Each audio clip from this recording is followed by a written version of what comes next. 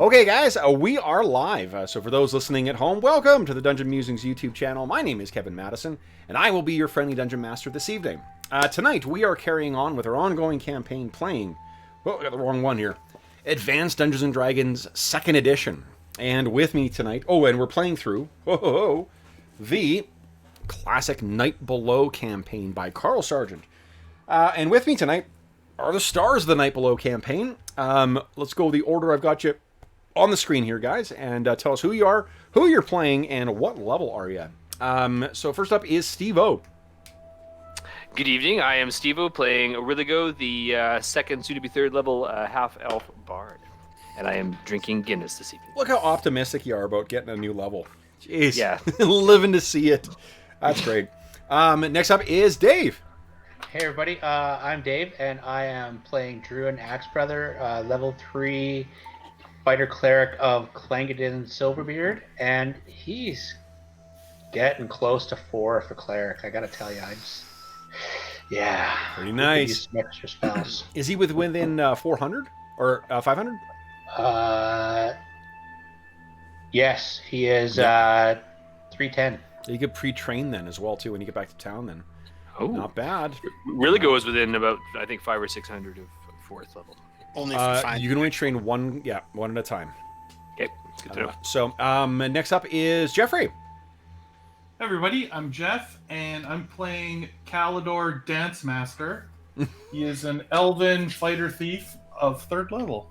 And I'm going to be drinking some more Kaol Isla. Oh, Jeffrey, cheers to that. Nice. Cheers.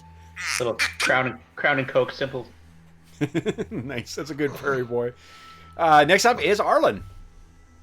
Hi, I'm Arlen. I'm playing Bergour, who is a 3rd level dwarf fighter. He's closing in on the XP for 5th level, but nowhere near enough gold to get anything like that. So it's gonna be a while. Is he? Oh, he's already 4th, or has he got enough for 4th? He's got more than enough for 4. Oh shit!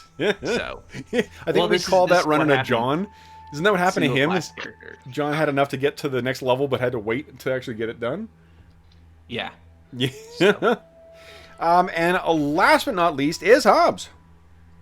Hello, I am Jason Hobbs. I am playing the Savage Elf, Elanion, a wizard, an Earth Elementalist, and I am drinking good water out of my gaming and BS glass. Outstanding.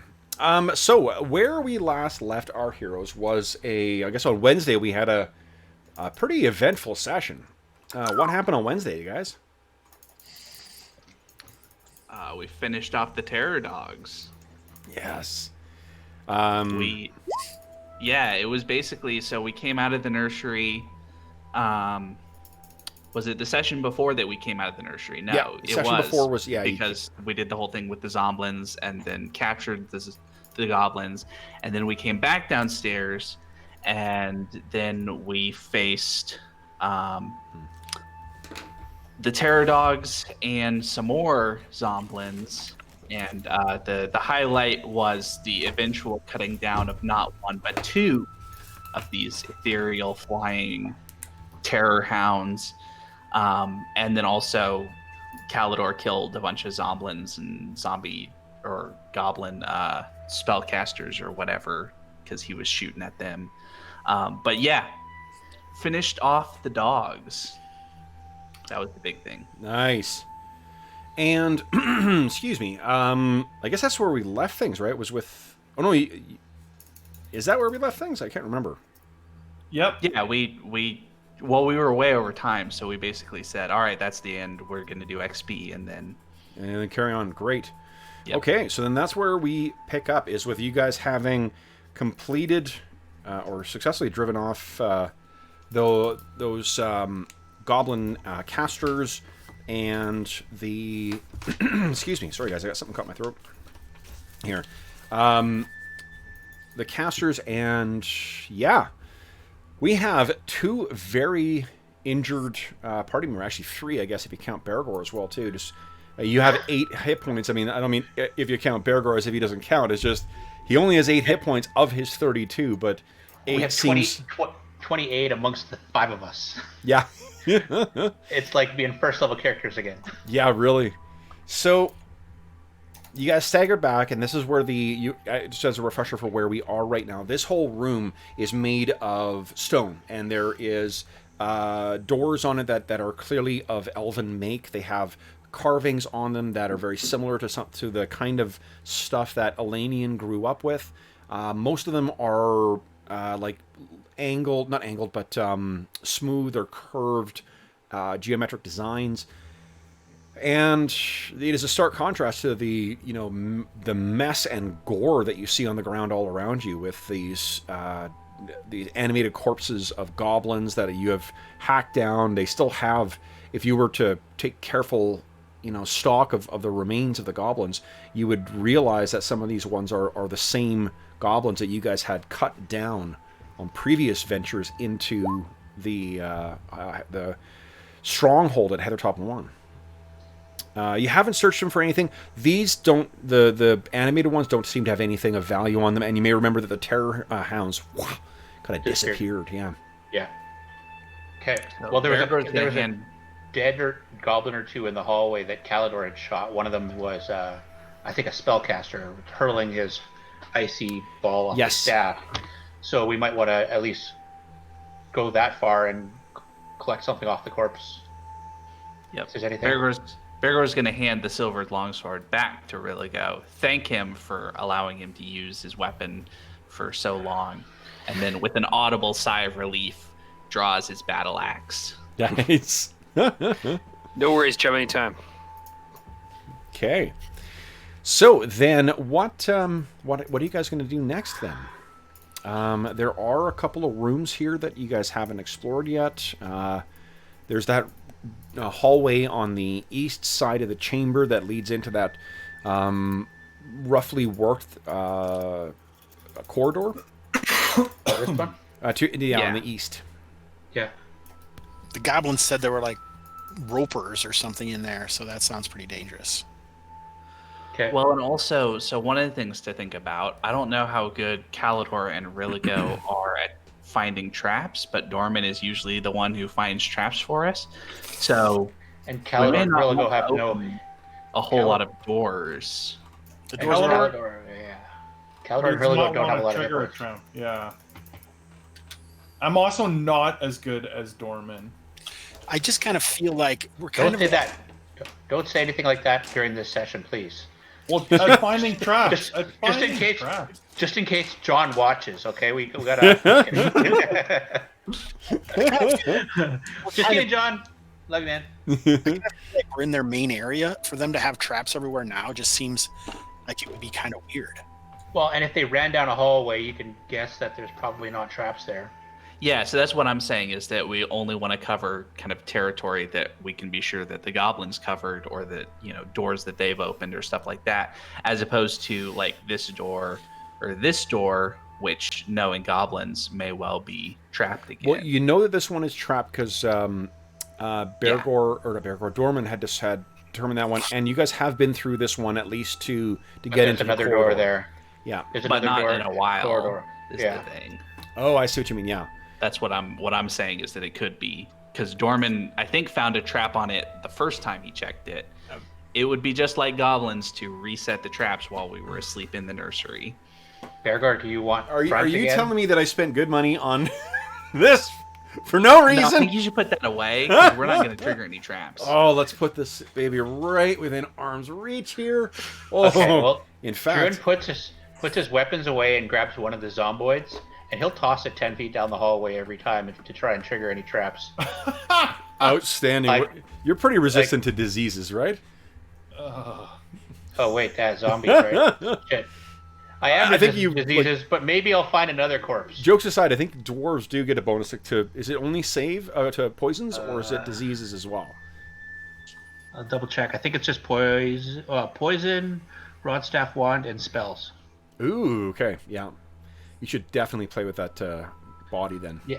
No. So let's I'm find, not. I'm not saying you have to do the body toss all the way through. I'm just saying we probably only want to cover territory that we can be sure that they've been covering, Well, then instead of let's- going and exploring off in another direction. Let's at least do that then, and get to this corpse of this bastard who was throwing ice balls at me. Oh, there's a double doors here. I Okay. think he's in this square here. So, Druin, you remember that to the left there? That's that's the this is where doors they're that have that howling? symbol. Yeah, there's you heard howling in there before. There's also a symbol on there that is a melding, or that the Elanion can tell you is a melding of the symbol of Coralon Rathian, Chael's god, and Shevarash, the god that you found that other symbol for upstairs. The Goblin God. No, Shevarash No, is no, actually an elven god as well. What was the Goblin God that they had shouted out? MacLeod. MacLeod, right? MacLeod. Okay, so I think in this square here is where, or maybe the one I'm in, is where the spell slinger was standing So that and got shot by Calidor. that room, or sorry, that door up ahead there, that's actually destroyed. You can see that it's been busted open. There's the bottom part of the door is busted away and on the ground, and the door is outside. And you can see that there are still there's one python that's sitting on the ground, and there's one that is still like driven into the ground where the door would have been. Okay, so we python that shut and they busted through. Correct. Dorman Python did shot Yeah. while Okay. he was invisible. You assume he told us that. Do I get stone shape? Okay. What'd you say, Hobbs? I said we can just assume that Dorman told us that. Obviously, Yeah. he was by himself, but Yeah. Yeah. Because you guys had about like a minute after he came running back before they actually burst through and came down to attack. Oh, right, when he told us but they were just regular goblin dogs. Yeah. And three of us had the wrong weapons out for the fight. There is a that was like, I think there was just a miscommunication there. Yeah, probably. Yeah. I was just all right. Because I don't think he Or assumed. just hopeful. No, he did, because he said it sounded different, and I was like, that ain't true, but that's what you're telling people. I'll let you think that. It is what it is. It is what it is. So we searched the body of the. Is it a spellcaster? Does anybody know what kind of spell that was? What kind of think spell was- what was? The ice ball that he, ice staff, snowball that he hit me with. That was a wizard spell. Okay. Yeah, Yeah, I think Knox has one like it. yeah, Knox actually knows that spell. What you can find is on them there are there are spellbooks, and they are the goblin equivalent of them. So they're like disgusting skins with stained markings on the inside too. But sorry guys, I keep excuse me, I got something caught in my throat. oh boy. Elanion, do you want No, this no, stuff? it's ice cream, so I'm a little phlegmy. That's all. The language of arcane magic is consistent. Like this dates back before, any sentient species, back to the time of dragons and giants and things like that, or any of the modern sentient species. And as such, even though it's recorded in this very unorthodox way, Elanion, you can take a look at this and see that there are spells. There's actual spell formulae that are included on these lists. Now, I think you already know Magic Missile, right? Yes. Yeah, so you don't know that. Let me just check and see if it's Snillock's Snowball is the next one, and I can't remember if that's on the permitted list for Elementalists or not. So. Me either. I got my Wizard's Spell Compendium here. So let's see here. Help. Which one is prohibited for you? I have no idea. Is it water? Where would I find that? In the Tome of Magic. Okay, I'm looking at the wrong book here. Yeah, because Snillock's Snowball is for sure water. So I just maybe double check in Tome of Magic, see if you can actually learn that. If not, you can go ahead and make a check. The other spells that they have, you already know Sleep, don't you? Or do you not? I don't. Ooh, Sleep's in there too. All right. Tome of Magic. I am Earth. Air is opposite. Air is opposite. Okay, cool. So that means now how does it work here? You get a bonus to your percentage chance of, like, you're not going to learn this right away. You know what? Let's save this and we'll look at these rules in between. Yeah, so that way I've got them fresh in mind, because I don't think you need to. If you take a night, then we'll take a look them up. But Is somebody making notes in the party loop right now? I put in goblin spell books. Okay, I'll just get out of there then. I don't want to. Oh no, you can edit it if you want to. if you want, just if someone picked the role, it'd be John for the evening. Is it John's normally the one who keeps track of that stuff, right? I think so, yeah. Although if it's him, he hasn't been for last couple sessions. But Dave, why don't you do that, and I'll do Astonishing Fortune like Don does. Okay. I thought you do party notes. Oh, that's Crystal Shard, isn't it? Crystal Shard, I do party notes. Okay, so was it Sleep and Magic Missile plus something else? plus just the standard, like the Detect Magic, Read Magic, the ones Cantrip, the ones that are the fundamentals that all wizards would have access to. So those two are in there. And there are 2 different spell books. One of them has Magic Missile and Sleep, and the other one has Snillix, Snowball, and Sleep. You can see as well, too, Elanion, that Snillix Snowball is a relatively recent addition to this. It's the ink in that one is much fresher, or, I mean, you're hoping it's ink and not something else. But whatever the staining that's done on the inside of this hide scroll, it's much fresher than the rest of the stuff, which is much more faded and has turned more to a brown than the reddish, color that this one has. Interesting. So, when you get to there, Druin, there's 2 things that you hear. Let me actually make a roll here for you. Nope. One of them is nothing, and the other thing is silence. So, Fabulous. Does it smell bad?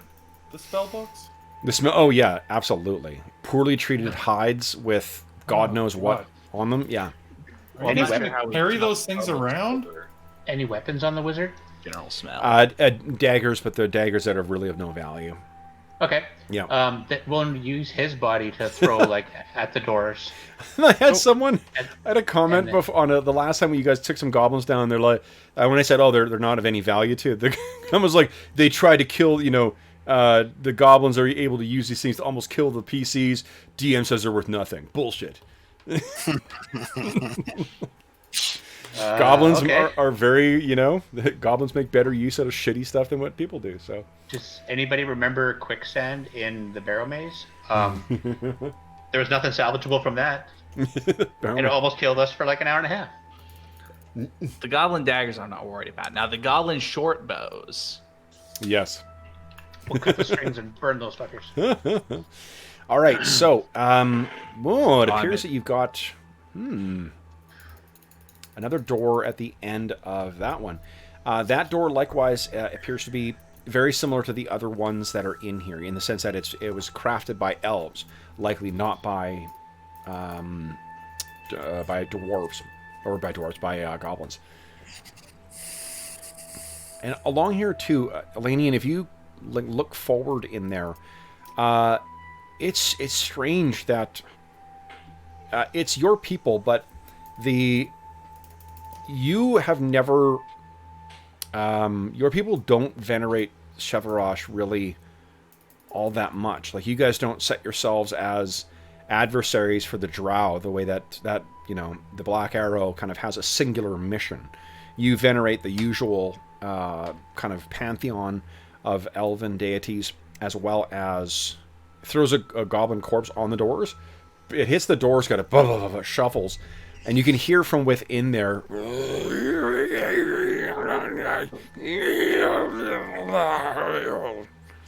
And you can see there's little clawed fingers trying to get underneath the door. I walked over there. Jesus. It sounds like there's quite a few in there as well, too. And these, not that your sounds aren't great, but some of them are kind of similar to each other. These sound kind of like the Zomblins. He's selling the Zomblins, yeah. Okay. Okay. Well, the regular goblins and the Zomblins can be hard for my ears to distinguish. I'm sure Bergour is more attuned to. Absolutely. the difference between Druin picks up the goblin mage corpse and throws it over here to make sure that space is okay. And if nothing happens, he picks it up and he throws it on this space, and then he moves over again, and then he throws it on this space. Okay. And then he gets to the door and he's like, fuck. Throws it at the door. Like, hey, there's a trap on the door. Maybe it'll go off if I throw the goblin's body at it hard enough. Okay, so you throw the body, boom, hits the door, and then falls Make a down. strike check. Now you get Elanion. Okay. Trap! Okay, what are you guys doing? We want to check this door out? No, we I probably want want to go into the room that's open. open, right up here. That's Yes. the way they went. They went down the hallway through that door and then left wherever that meant. Like up here is where they went. Yeah. So that's you're right. saying you think that there are goblins in this room or nearby up here? So Druin was standing down the hallway over here, and Calidor was behind him. The goblins were amassed by the doors here. One was here and got shot, and then two goblins and the wizard ran into snap. They were here and they ran that way. So whether they went through that door or what, Okay. but they went this way and then this way. So Druin's like, we could go that way, but that's going to lead us right to the goblins, and they're probably standing around a corner somewhere with a bunch of bows out. Where was the shrine that was up here? That was this, I think. Right in here. All right. So the shrine is now full of zomblins, Apparently. which is why I was thinking, do we each want to check another door first? Or do we want to go after them? Because if they've got no spells like us, then just, 10th round, here we go. It's all or nothing. I mean, if Calidor smells a goblin fart, he's probably going to fall over dead, so... Well, those are pretty nasty, I've heard. Well, that's Put how 2 he's- arrows in him first, though. That's how he's feeling. I'll try. Yeah, you guys are looking pretty rough. Like, when you're getting down to that low in hit points as well, too, it's clear that there's physical injuries that are afflicting you, right? Right, Yeah. of course. Yeah. So He's I don't not- know if we can do anything to block this off. Anybody have any skill of... Not really. Well, this door is destroyed, Yeah. so there isn't really a good way. It's not like we can just close it again. No. Do we want to python these ones shut so that the zombies, the zombie goblins can't come out? Fuck. Those doors are much bigger and more solid than what the other ones are. So where the other door got broken, it would be a lot harder to open those big doors. The downside is if you get stuck on the other side of those doors, I suppose you ain't got any way to retreat. Get out. Yeah. Yeah. Yeah. I could play a little song first if anyone wants a little inspiration, a little 3-minute song. Do you take requests? How about Welcome to the Jungle? Welcome to the jungle. Yes. Oh. No singing. Oh, wait. So what do you think, guys? Do we want to try and hunker down here, somewhere down here, or do we want to try and find a new room? Something defensible, but I think your idea was good. Let's check this room. I have the most hit points. Yeah. So I can square up at the back and have Druin at the front. Okay. Does it, can anybody check for traps? Nope. No, you have to, that's a few I mean, like, you can describe narratively what your character's doing. It's just that, you wouldn't know necessarily. If you looked inside and saw, like, the mechanism of inside of a door, you wouldn't know what's a normal mechanism and what's a trap, necessarily. What does the door look like? Is it a wooden door with a metal handle? Is it... Yeah, it's a wooden door. It's aged. I mean, like, the wood... Open it in towards me or out? This one opens towards you. Okay, so I can't kick it in, probably. But... It's, looking... It looks like, I mean, it was the terror dogs. If you were to guess, it was the terror dogs that smashed their way through that other door. If the wood on this one is as aged as what the others are, it may break fairly easily. The downside is then it destroys the door, right? Yeah. All right. We don't know I can check for traps. It's not that I can't do it. So I mean, Okay, but if you find a trap, don't try and disable it. I'll back up. Okay. Okay. Come check. What's your chance of find traps? Oh, it's like 15 maybe. Perfect. Okay. Let me see. I'll make sure before I say that. Okay. Find and remove traps. Yep, 15%. 15%, pretty good. Okay. So let's see here. I've rolled lower than that. You know what? I rolled a nat 1 for you on your check. So not only do you find that there is a trap on here, I'm going to say that because you rolled so well by proxy of me, you actually disarm it as well too. Wow. Yeah, all in one go. So what there That's was amazing. is there was another. It's basically a needle trap. All right. So, Calidor, mark yourself down for a successful thief skill. Yeah. Make sure you point that out in the chat or something for John to see. Let's take it easy on John tonight. He has to work tonight. Poor I guy. know, we miss him. We miss him. Yeah. All right. So, trap is done. Okay. Druin West steps out. Yeah. Am I at the right door? I don't see Calidor's character. Oh, sorry. Yeah, I wasn't. Oh, as long as I'm not opening the wrong door and there's like a trap on this one. Yeah. You're here, right? What? No, other way? down this corridor. Druin's over this. Oh, you've gone this way. Galador just ran out through the wrong door. Oh, this door. Oh. So we were talking about this door. Well, I just can't see you in either place because it's of the fog of war. When you I pick your gotcha. character up and move it, you could be moving it to another screen for all I know. I can't get through the walls. I know. Okay. I can't see around corners. So, okay, Roligo's putting his back against the Zombie door there. Perfect. So, and Calidor, you've identified or found and removed the trap, as far as you know. From that, this could be an elaborate hoax on Kev's part. I mean, A big ruse by Kevin. turns out the door's a fang dragon. Ah! Yeah. Oh, amazing. Okay, Oh, it's a mimic. I'm just gonna stick my head in, see what happens. I have been slowly, the last year and a half, I've been working my way through all my list of, I used piercers, I haven't used trappers yet, I haven't used a mimic yet, so I gotta get to that checklist. Go ahead and set yourselves in the order that you want to go through this door. Okay, so it'll be Druin near the front.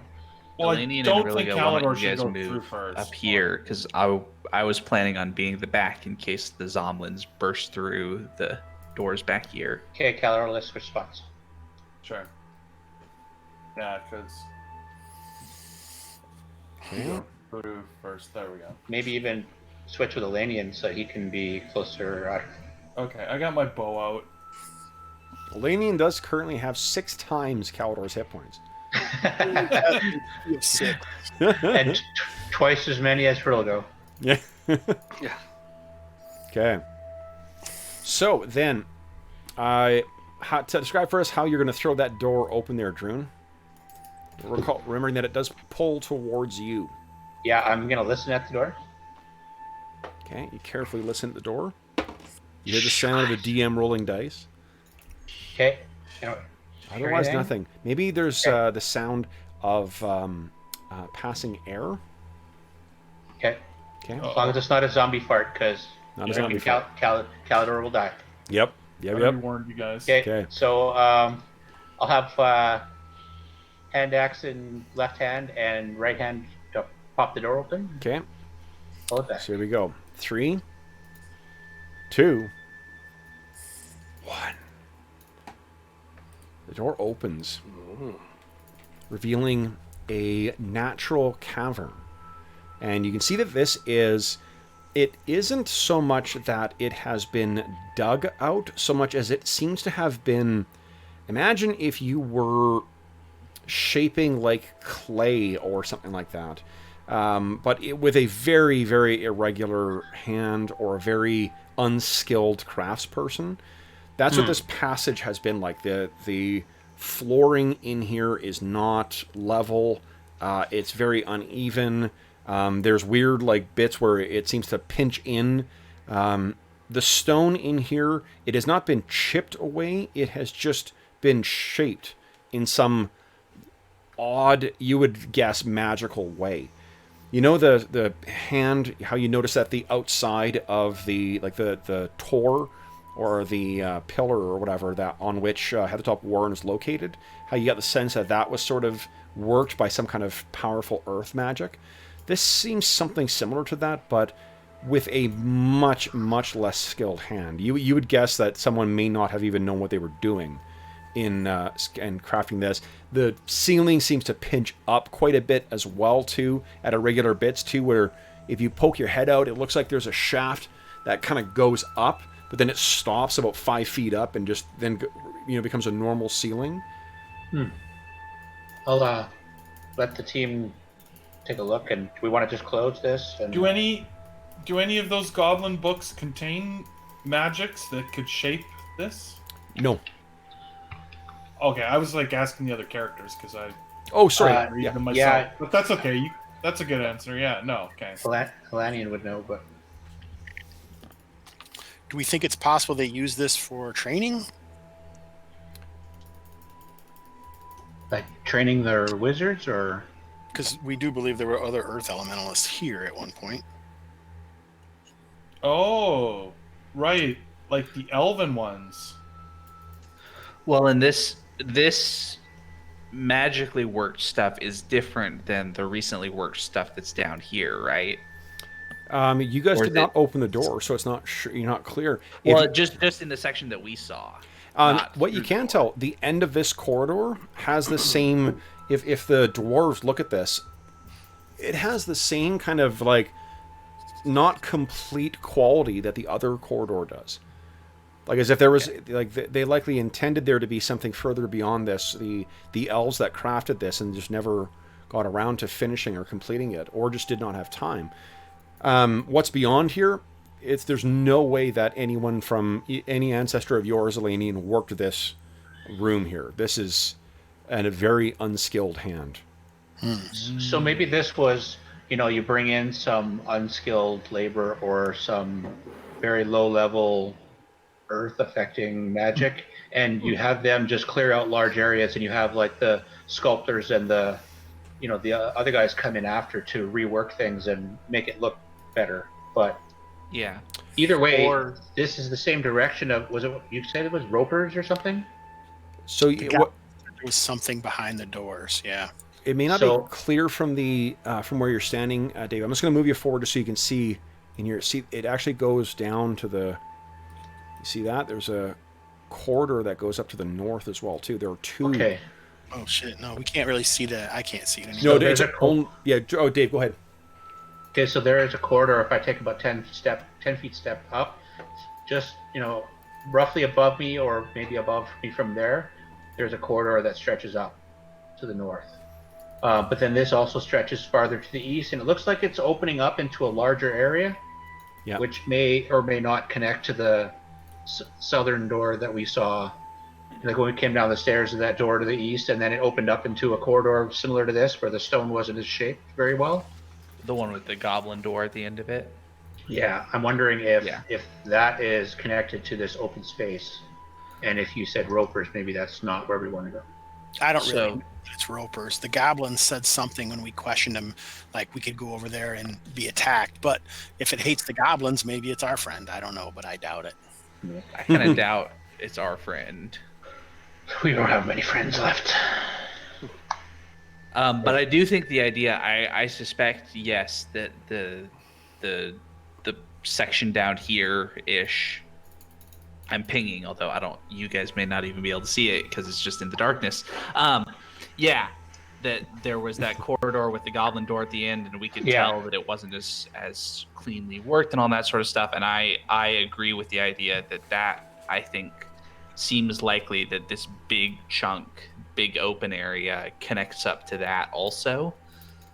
And even if they don't, they're all kind of the same unworked stone. Yeah. Now, do we want to go to this small northern passage a little bit and see where that leads, without getting too... You want me to just do it myself? Well, you know what? Maybe this would be a better place to hold up. It doesn't seem like they ever come in here. Well, that's what I'm wondering. If the goblins don't come this direction,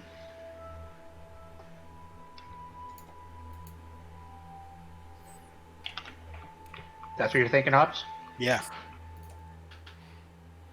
Can we, Elanion, you have like tracking and stuff, right? Mm-hmm. Can you go and see if there's any like evidence of goblin footprints on the floor or something like that? Creatures of any kind? Or creatures that have moved through here? I'll just move past Druin and have a look. I won't go any further, so I don't get my footprints everywhere. Okay. So you take a step in there, Eleni. What is your? Go ahead. Actually, just go ahead and give us a tracking. Calidor will stand here Check. with his bow. Okay. Bergour is keeping an eye out north and south, along with Yep. Rilgo. Yep. Okay. Yeah. Keeping an eye on Rilgo. It says rolling the dice. Okay. Whee! There we go.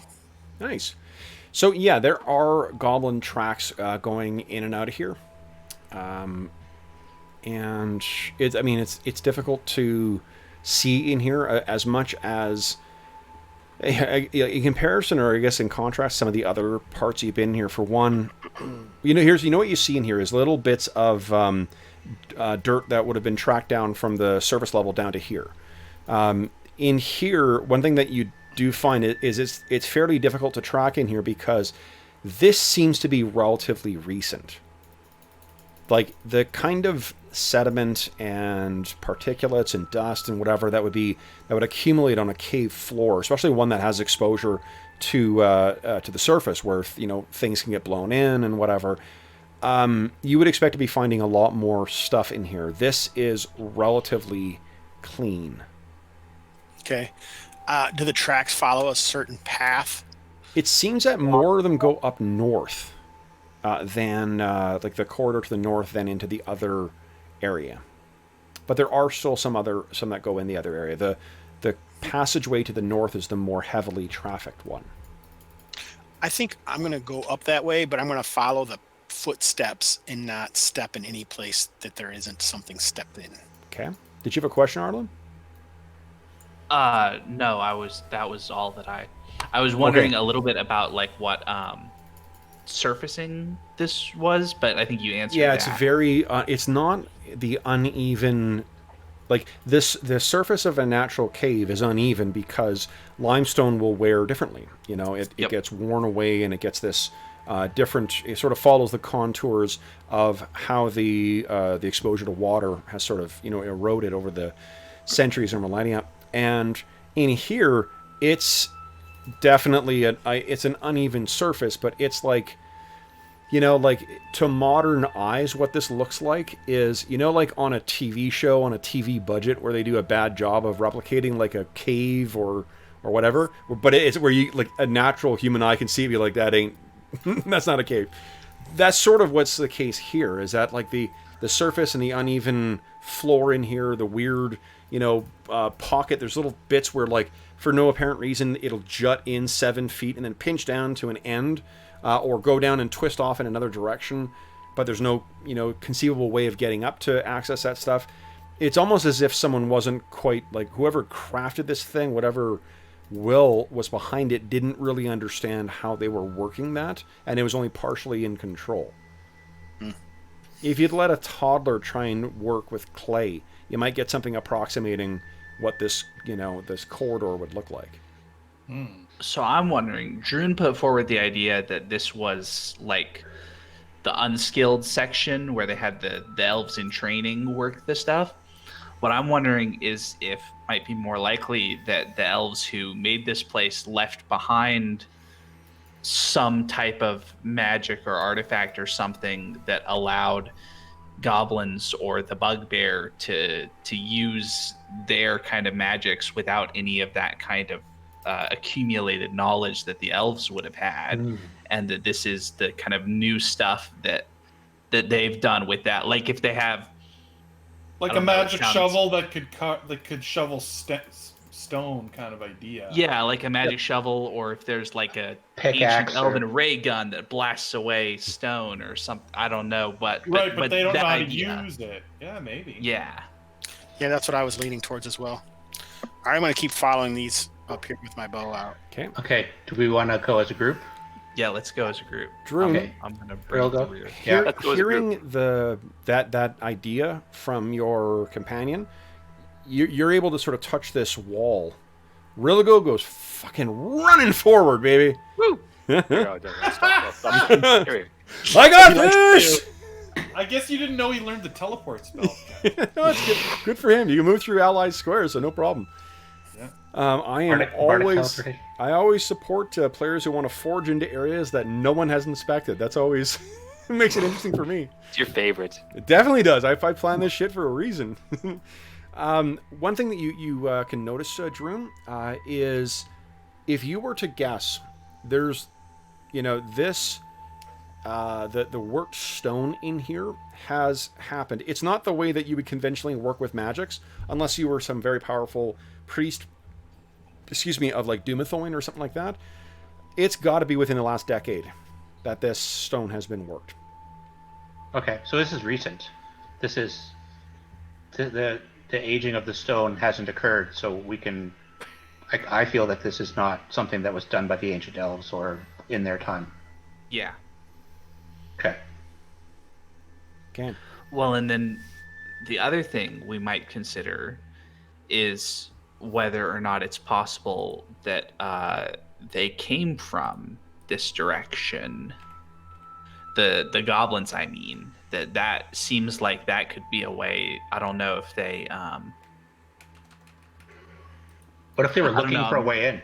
Yeah, I'm sort of spitballing here, but yes, if they were looking for a way into Heathertop Tor and then got into the underground space and then went from above, that this might lead to like the exit that they originally started from.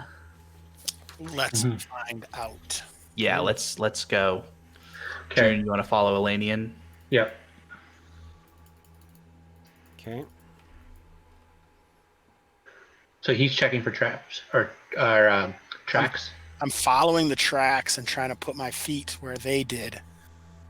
As you Okay. can imagine, it's a really awkward, because they've got a gait of like half of what yours is. So it's a bit of like, tiptoeing his way along from one to the other. But you're as best you can, and it's unfortunately because of the rock surface, it's difficult to, or stone surface, it's difficult to precisely do that. But you're doing the best you can. The one upside to this is, even though there's lots of holes and there's weird bits where the rock kind of pinches in and bits where it just smooths out or dips down for a little bit, it is very hard, or it would be very hard to try and build a trap into here and not have it be very, very obvious. So you get here, Elanion, and it looks like a chamber of some kind. Is there something? Are these nodules mean something here? Nope. Like a gator here at one point, does it look like? Just I think clumsiness on the part of the map maker. Well, we should stop buying maps from this guy then. Definitely. We You're should not at getting least your tell them to money's put 'em in worth. color. Could somebody please donate to SOS Children's Charity and put in some extra for us to buy some maps? What you can see on the far side there, actually, Elanion, right over here, there are a couple of... it looks like there's something that is under some kind of filthy tarpaulin of some kind, like a leather, or you're hoping it's leather, kind of, blanket or whatever. Here's the trapper. So just run through? Like a sprinkler? Where's that goblin body? Damn, I didn't bring it. Okay. You can see in here there's also, it looks like there's some more supplies on the south side over here, southwest. Maybe they're just using it as a storage. Like root vegetables and things like that. And then there's to the north, there is something thrown over that has a tarp on it.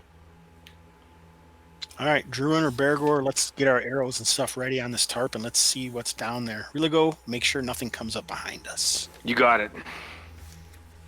I'll wait for Bergour to get up to the front. All right, I'm coming up. Okay. Where's the Okay, so tarp? where's the tarp? Is that here? Yeah. Okay. Okay. Really good. You might want to come about where I'm standing, where you can actually see the party.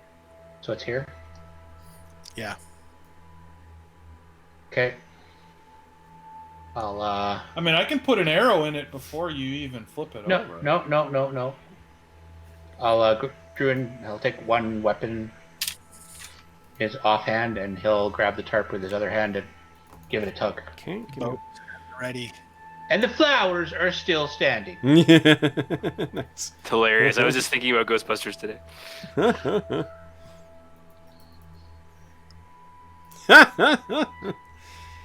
Yeah. Kev's still laughing. This is not a good thing. No, guys. It's my sister. It's sibling day. My sister just posted something that proves that there's no length that I will not go to get a laugh out of my sister.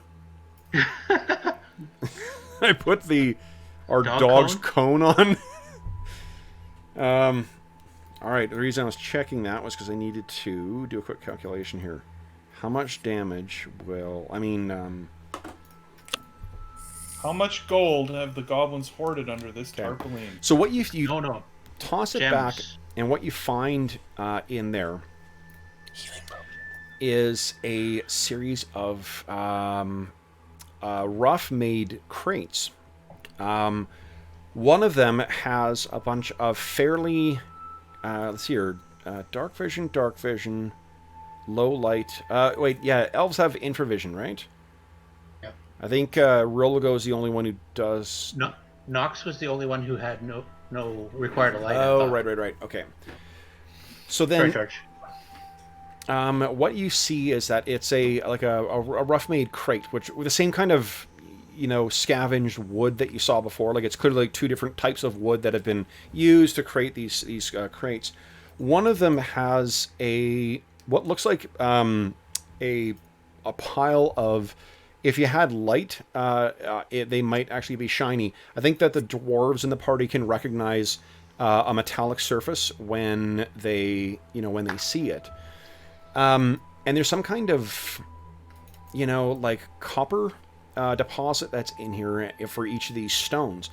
And if you take a moment to sort of look them over, you'd guess there's about 35 of these stones that are each worth, you would guess, or neither of you guys has appraisal, right? As a skill? No, I don't believe so. I don't think so. Don't think so.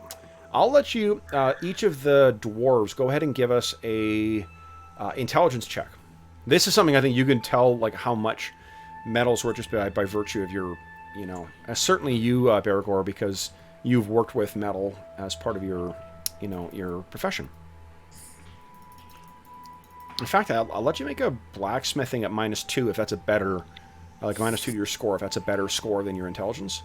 Oh, I just made the intelligence check. Oh, so you made it already. Anyway, okay.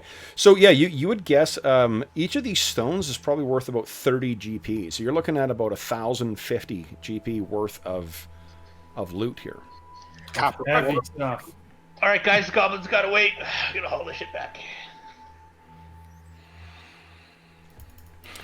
The second crate seems to have a couple of rough-made, like clay pots in them as well.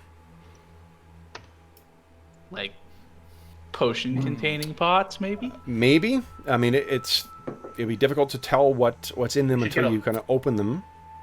We could get a light going. We Well- don't see any other doors in the area, or No obvious doors in here, no. sorry, Kev. What were the crates of copper? It's 30? 35 stones. Each of them is worth 30 GP. Nice.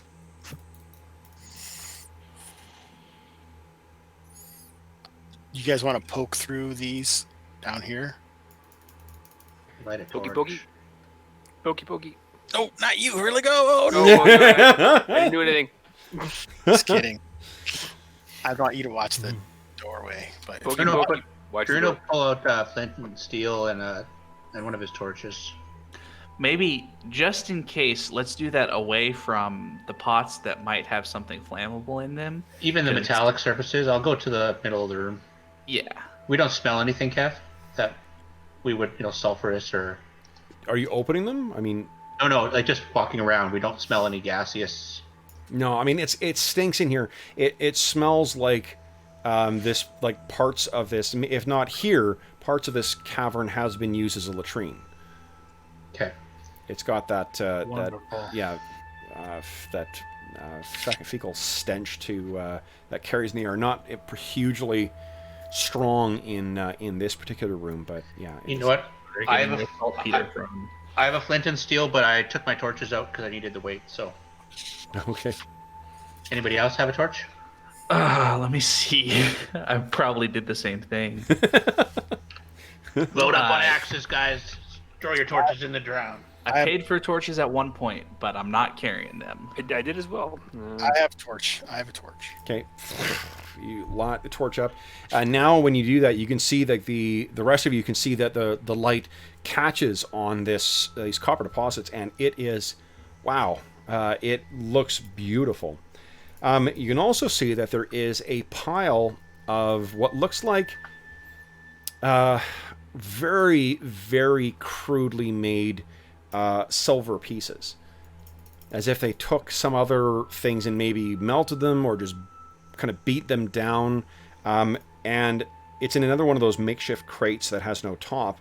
And if you were to guess, you would think there's in the neighborhood of about 1,500 silver pieces in there. And what about those clay pots and stuff? We were talking. Like, do they look like potions? Do they look like vessels holding some kind of liquid, or? Do you want to pick one up? Druin, why don't you hold the torch and I'll pick one up? I'll pass the torch to Hurdle Go. Okay. Please tell me it's full of goblin shit. They save it. It's the Goblin Howard Hughes. Well, you said it's their latrine, so you know they're Which is also using the. They bring a pile of catheters down here. that'd be great. What was that, Hobbs? If they were also a healing potion, but they were made out of goblin poo. So Do you want to be healed? The Frogurt is also Goblin cursed. poo all over you. Yeah. I think I might just let myself die then, guys. Sorry. Okay. So you Yeah, I'll go over and pull one and kind of look it over and. it's definitely a liquid. Elanion, are you able to detect magic? didn't we find some goblin grog that was healing earlier? We found some goblin potions earlier. Yeah. And That's kind of why I was wondering if these might be potion containers, or my other suspicion is because goblins like fire, some type of, burning oil, Greek fire thing that they're preparing. They did have the vessels or the containers that you found upstairs. Remember the giant lizard riding goblin? Mm-hmm. Yeah. These look like they may be from the same batch here. And what were those? Those were healing Those were potions. healing potions. Okay, well, I will pop the cork off one and give it a smell. Okay. Oh. Terrible. Rancid. It smells terrible, just like the last ones did, but you're not sure what it is. Anybody want to? You're not Can we, sure. You can't remember if it's the same thing. So what you can do is you can sip it. So, take a one sip and see if it poisons me? Yeah. Well, and that's Take just a it. second Like, sip. If it doesn't poison me, take a second sip and see what happens. if you get a sip, you'll be able to identify what it is. But the trouble is if it's a poison or if it's something else, it may have another effect. Is there a way to dip a finger in and suck on that to get the smallest amount possible of the? or It's is that just not going to be same enough? effect is going to be. I mean, you're exposing yourself to it, and a lot of these things. Magical. Yeah. Okay. Yeah. Well, And if it's an oil, yeah. if it's an oil, then that may be something that you've just, you've basically given yourself a dose of it, Yeah. right? So the net effect is going to be the same. Like it won't, if you lick it and it turns out to be a poison, it's not going to be as if, unless it's an insanely lethal, like Wyvern's poison, it's not going to be able to take effect with that small percentage. Although I love the idea of there being goblin ricin down here, now that you say it. But and then you die. It would make sense why goblins are able to take down such big prey. Well, so Druin, I know you have more hit points, but I think my bonus to poison saves is better than you, so I'm happy to do the test if you want me to. I think that's a fantastic idea. Yeah. I was going to suggest it, but me with poison saves in the last day or two, I don't know. Yeah, my base poison save is 10 plus 4, so I don't have. So there are 8 of these vials in total, and you pass it over, and Bergour, sure enough, like, oh, Doesn't smell good. yeah. You take. Now hold on. Give me a D8 roll, please.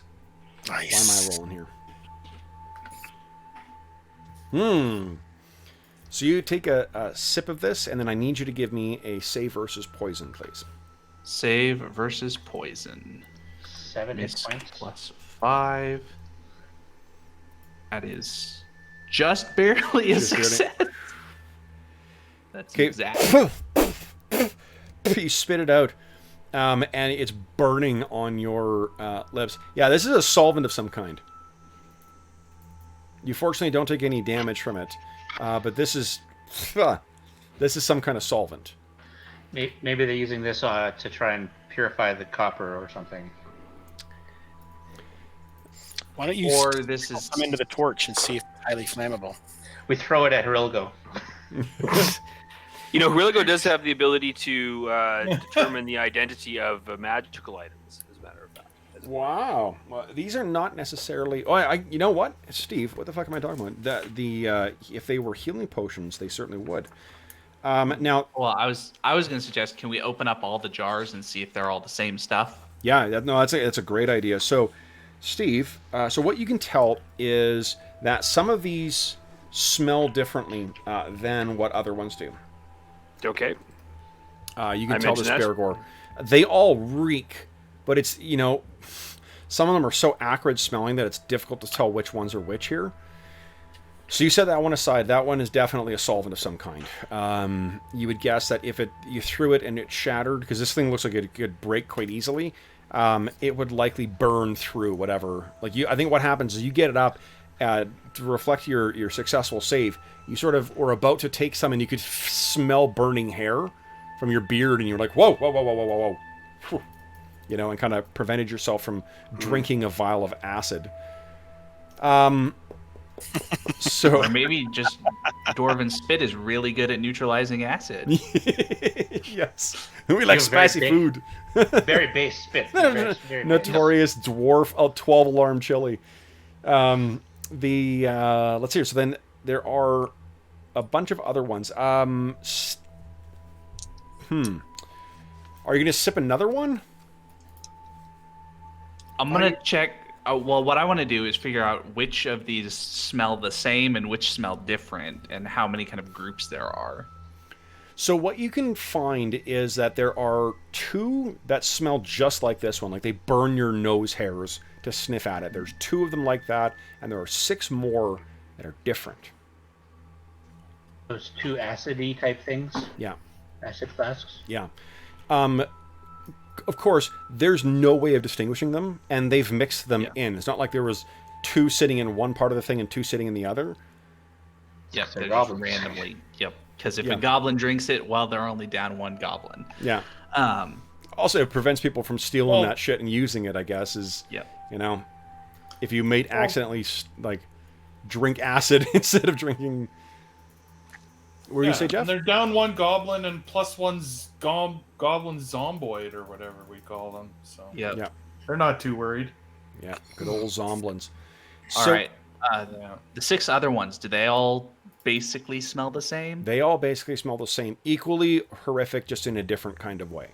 Horrific in a different way. Okay. I'm happy Maybe to they're. sipping goblin potions. Okay? Shall I? Well, wait a second. I want If, to if check with the Hrilgo- group to make sure that's what we're doing. That's Wait, well, let's- hold on. If Hrilgo can determine magic, and these aren't magic, then maybe we could assume they're also not healing? No, he said they would be maybe healing would be magical, so he could determine if it was magic or not. Yeah. Let me just... I'm just checking the bardic ability here. Yeah, so if what I thought he said is if he can determine magic and they're healing is magic, that the way I'm putting it together that is way we might be able to tell. Isn't it That these friendship are- that's magic? the friendship from 7 till 11. The Friday treasure nights. is the real friends we made along the way. All right. So what he knows is a little bit of everything. He can 5% to identify the general purpose and function of any magic item. Now, does anyone have? No one's casting detect magic, so I don't think you know whether this thing's magic or not. I think you know that they're unusual. When Steve gets back, we'll have him make a roll. Steve-O! Elanion, you don't have any sort of detect magic ability? Me? No. Yeah. Yo, Steve, would you give us a percentile roll, please? What if we didn't do this Absolutely. now and we just took these with us? If it's healing, we could heal up some guys and go kill some goddamn goblins. So Rilgo gives it a careful sniff. He grabs another one,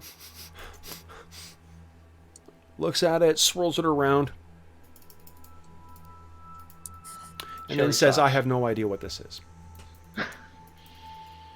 Thanks, man. Hands Good it back try. to Bergour. Sounds about right. Yeah. All right.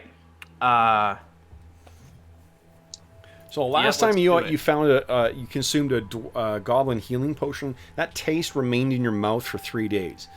Yep. I'm not going to be that happy if it's a healing potion, but I'm going to be happy enough that we get to kill more goblins. Yeah. So Okay. let's I take a will- sip of. I only, yeah, okay, go ahead. Yep. Okay. I'm going to take a sip of this one, as the kind of tiniest sip possible type thing, like last time. Dip your but, finger in right into the Yeah, acid. dip the finger in. Oh no! Yeah. So you Probably. dip it in You and sip.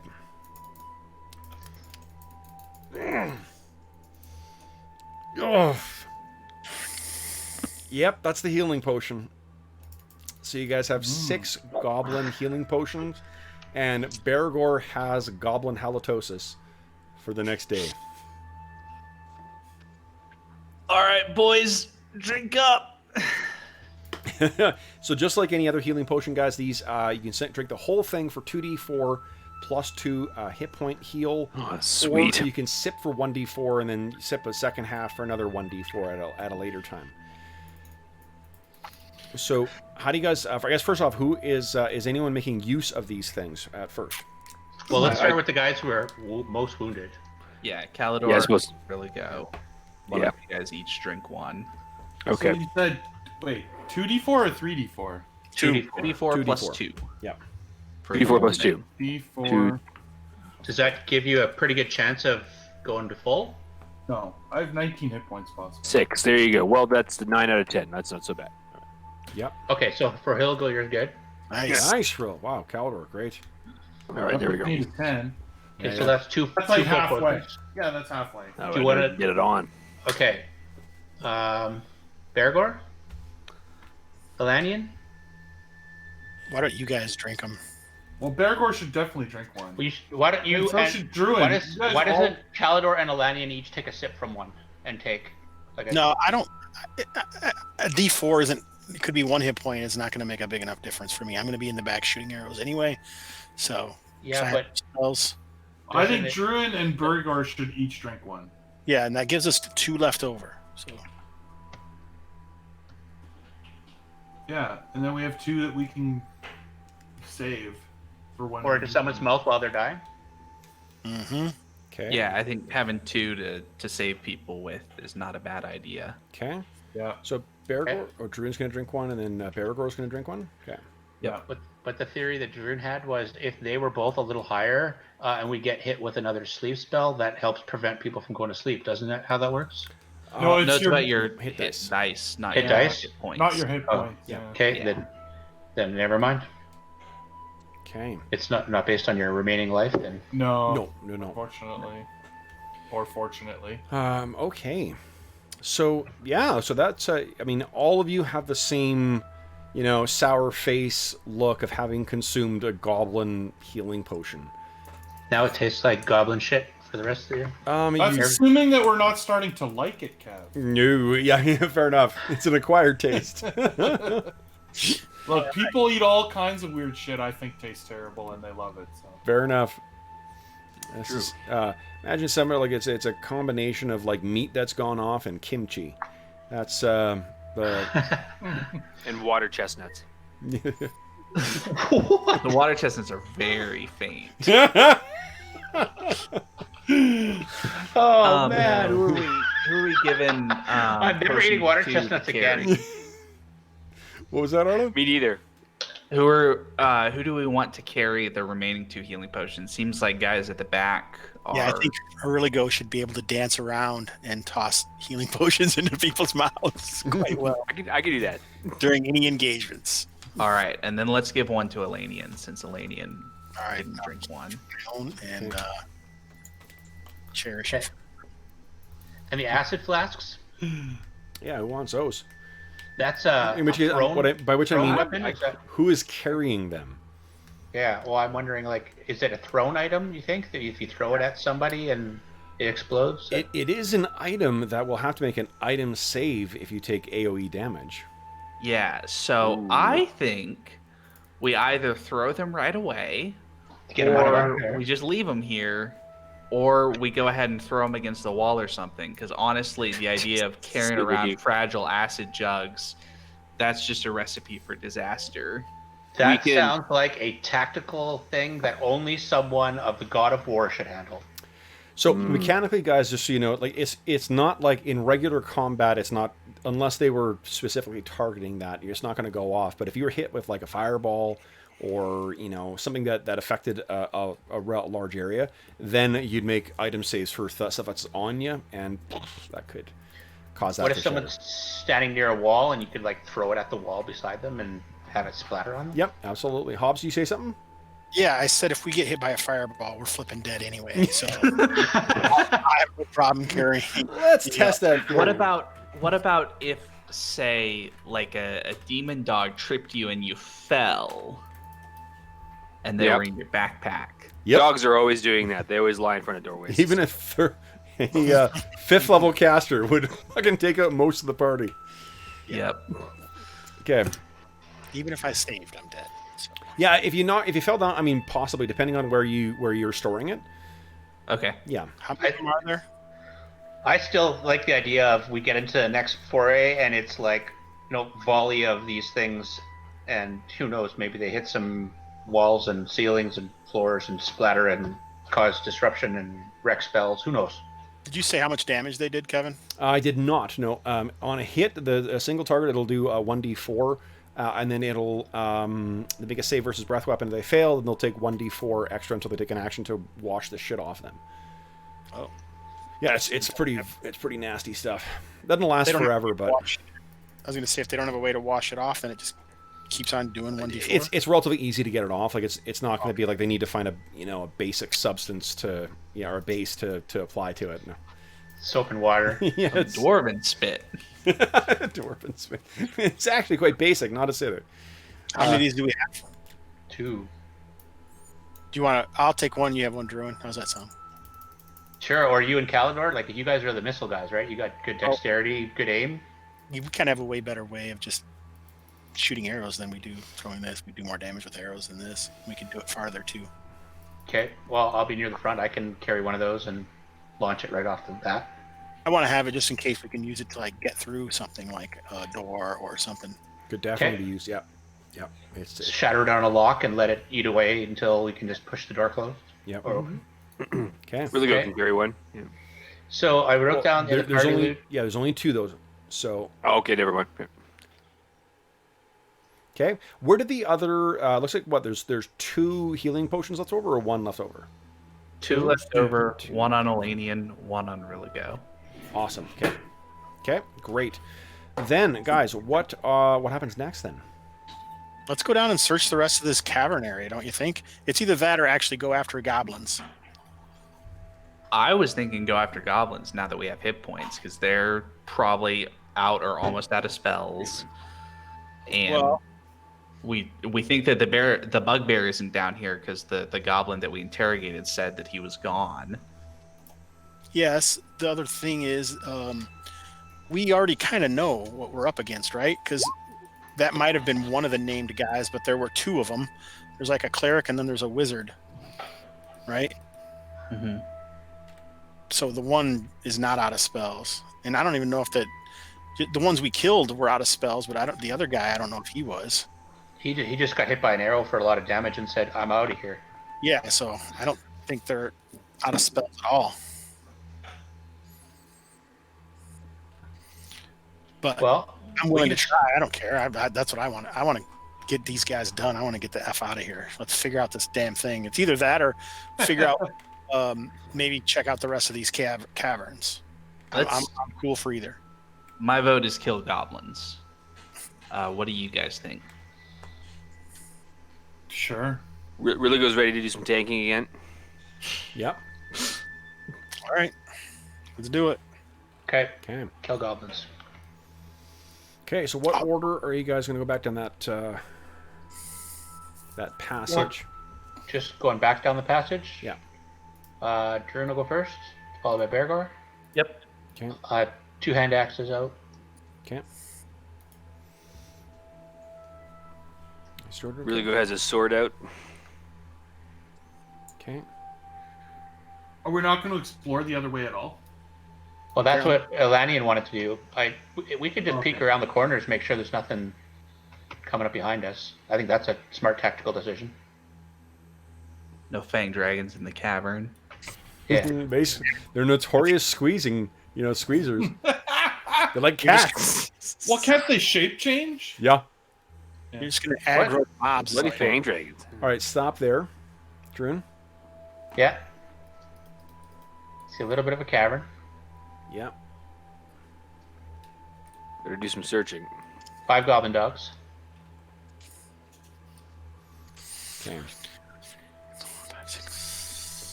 we go. I should have been moving silently.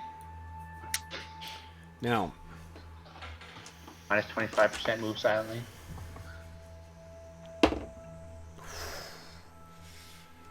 okay. So, Rolling 5d6. what happens, Druin? And I think everyone move up to whoever was whatever the marching order was behind Druin, just so I've got everyone where they thought they I was were. going to break off to cover this The rear there? direction, Okay. so everybody else can squeeze up behind Druin with me at the back. Okay. Okay, is that where everyone kind of is right now? Okay. Yep. So, what happens is Druin gets to around there. And what you hear is the sound of like, and this all happens in just like a heartbeat. Druin steps out there, you look over and see like, oh, quite a big room here. And the sound of like stretching or twisting leather, kind of, and you hear, there is suddenly something that wraps around Druin. Druin takes 3 points of damage, and then Druin is suddenly drawn up into some disgusting tentacles that have reached down. And then a second tentacle lashes, and you hear something sharp rattles off of your armor, Druin. Can I please have, let's see here, Druin's the one in the tentacles. Why don't you roll for surprise for us? Give a 1d10, please. Kev, it was 3 points of damage. 3 points of damage, DR will apply against it, yeah. And hold on here. Oh, we try and shit. roll high. We're rolling high in this one. So you are, all of you are surprised by this. I mean, you sort of, I guess, like, you thought of this going in, you had that foremost in your mind, but you found all this shit, you got distracted by the Goblin Potions and stuff. So, Druin, currently, you are trapped within these constricting coils of the tentacles. You cannot move your arms, you cannot cast spells, and you cannot use weapons. You may try and use your natural strength to break free. A successful strength is required with a -2 penalty. Otherwise, you automatically take damage from this thing constricting on you. All right, so what's going to happen is first, this thing is going to continue to constrict you with that one tentacle. Druin, you take 5 points of damage. DR will apply here. as the things are twisting in. You hear the sound of that, that you drew it right up close, the sound of that stretching and twisting leather. And then this other, something else tries, oh shit. You can feel something pierce you as well, to stabs you. As if this thing was like trying to stab at you with some kind of dagger or something. You take another 3 points of damage. DR will apply against that as well, too. You guys can hear Druin screaming out, and Elanion, you saw him suddenly get wrenched up into here. So that was the surprise round, guys. We're now on to round 1. You guys have regained your senses here. Let's roll some initiative. Now, Druin, since you're the one up in there, let's see if you can redeem yourself with this roll here. So you actually have to wait on your turn. You were surprised you didn't get an action that first turn. Yeah, so here we go. All right, so then, Dave, beat my 5, please. Let me change out this music as well. Amazing. Good. Roll 26. Okay, so you're going to be surprised. I'm going to roll before I'm supposed to and succeed, and I'll probably fail next time, and then I'm screw up on the initiative. So I'm going to just cause a total party kill here, everybody. Thanks very much. You're Okay, already sweet. calling a TPK? Yeah, calling it right now. Ouch. Yikes. Okay, hold on here. I want to grab one thing here. Druin or lunch? TPK. Rilligo's calling for it. What was the initiative roll? A 10. Oh my god! Oh yeah, I guess. What's throwing a vial of acid? Thrown vial of acid would be, I think, a 5. It's about the same as a longsword. And that'll include retrieving it. Let's see here. Retreat. It's okay if you hit Druin with the acid. You'll definitely die. Oh man, how's this for fighting for your life music? Let me turn it down a bit because this is pretty Is it loud. going to be the like I'm your private. Scottish bagpipes doing the morning song? All right. Here we go. All right, so first thing, this thing goes on an 8.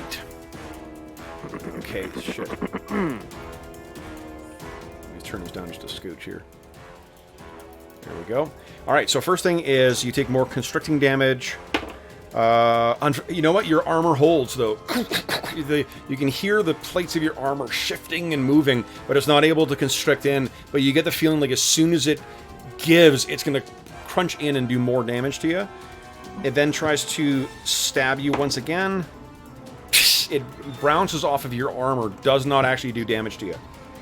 So, then, let's see here. Druin was on a 10, so you... Oh, well, that was just because I'm just trying to break free, right? Yep, Skill check? Yep, that's absolutely right. Yeah, no, I'm fine with that. So you wrench yourself free, and then you drop... Give me a 1d6 roll. Your armor will not protect you against this. From falling? Yeah. 5 points of damage as you slam into the uneven surface. Give me a strength check, though, please. I want to check one thing here.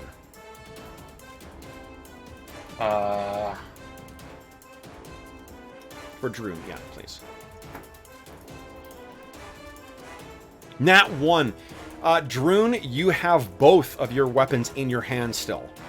Ready to go. You just got to get yourself up to get up, but you have them still in your hands. You did not drop them in spite of all the pain and whatnot that you had. Okay, so then that was Druin on a 10. On a 15, I have Rilgo and Elanion. What are you guys doing? Elanion's gonna toss on a vial of acid. Sweet. So this thing is on the ceiling. Oh, it is? Yeah. Well, it didn't look like that in the picture. Okay, how, I'm just kidding. How high? It's 10 feet up. Oh, that's no problem. Okay.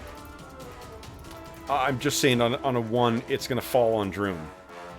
There's no chance I could possibly roll a 1. Yes! So you toss it. Unfortunately, it does not connect, but it does not hit Druin either. So, I can't hit a 10 by 10 mass with a vial of acid. Hey, take it up with your roll. You're the one who missed, man. We have 5 astonishing Right, 5 fortune if you want to astonishing reroll. Yeah, you got astonishing fortune. Sure. Do it. It's overdue. Yeah. 14. What does that hit in total? AC 4. 6. Not good enough.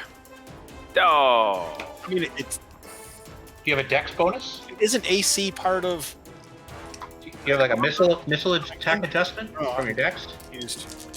What was that, Hobbs? Well, I'm just sometimes. I mean, it has to hit it. It's not like it has to actually get through armor. It just has No, to. I get that. It's this is not what you rolled is not good enough to get this thing. Remember, this thing's hidden up in the ceiling. You know, it's picked a little nook and whatever that it's in, and then it also has a. Yeah, it's an awkward. You're effectively underhand throwing up against an uneven rock ceiling. So, and you don't have the best angle against it either. So. Do you have a dex bonus from your like missile attack adjustment? No, I would add it if I did. Yeah. Okay. Okay. I was curious. Yeah, you're also that's true. You're a mage as well too, so your fat goes at 20. Yeah. All right. There we go. All right. So then, it is 13. Let me give you a bar on here.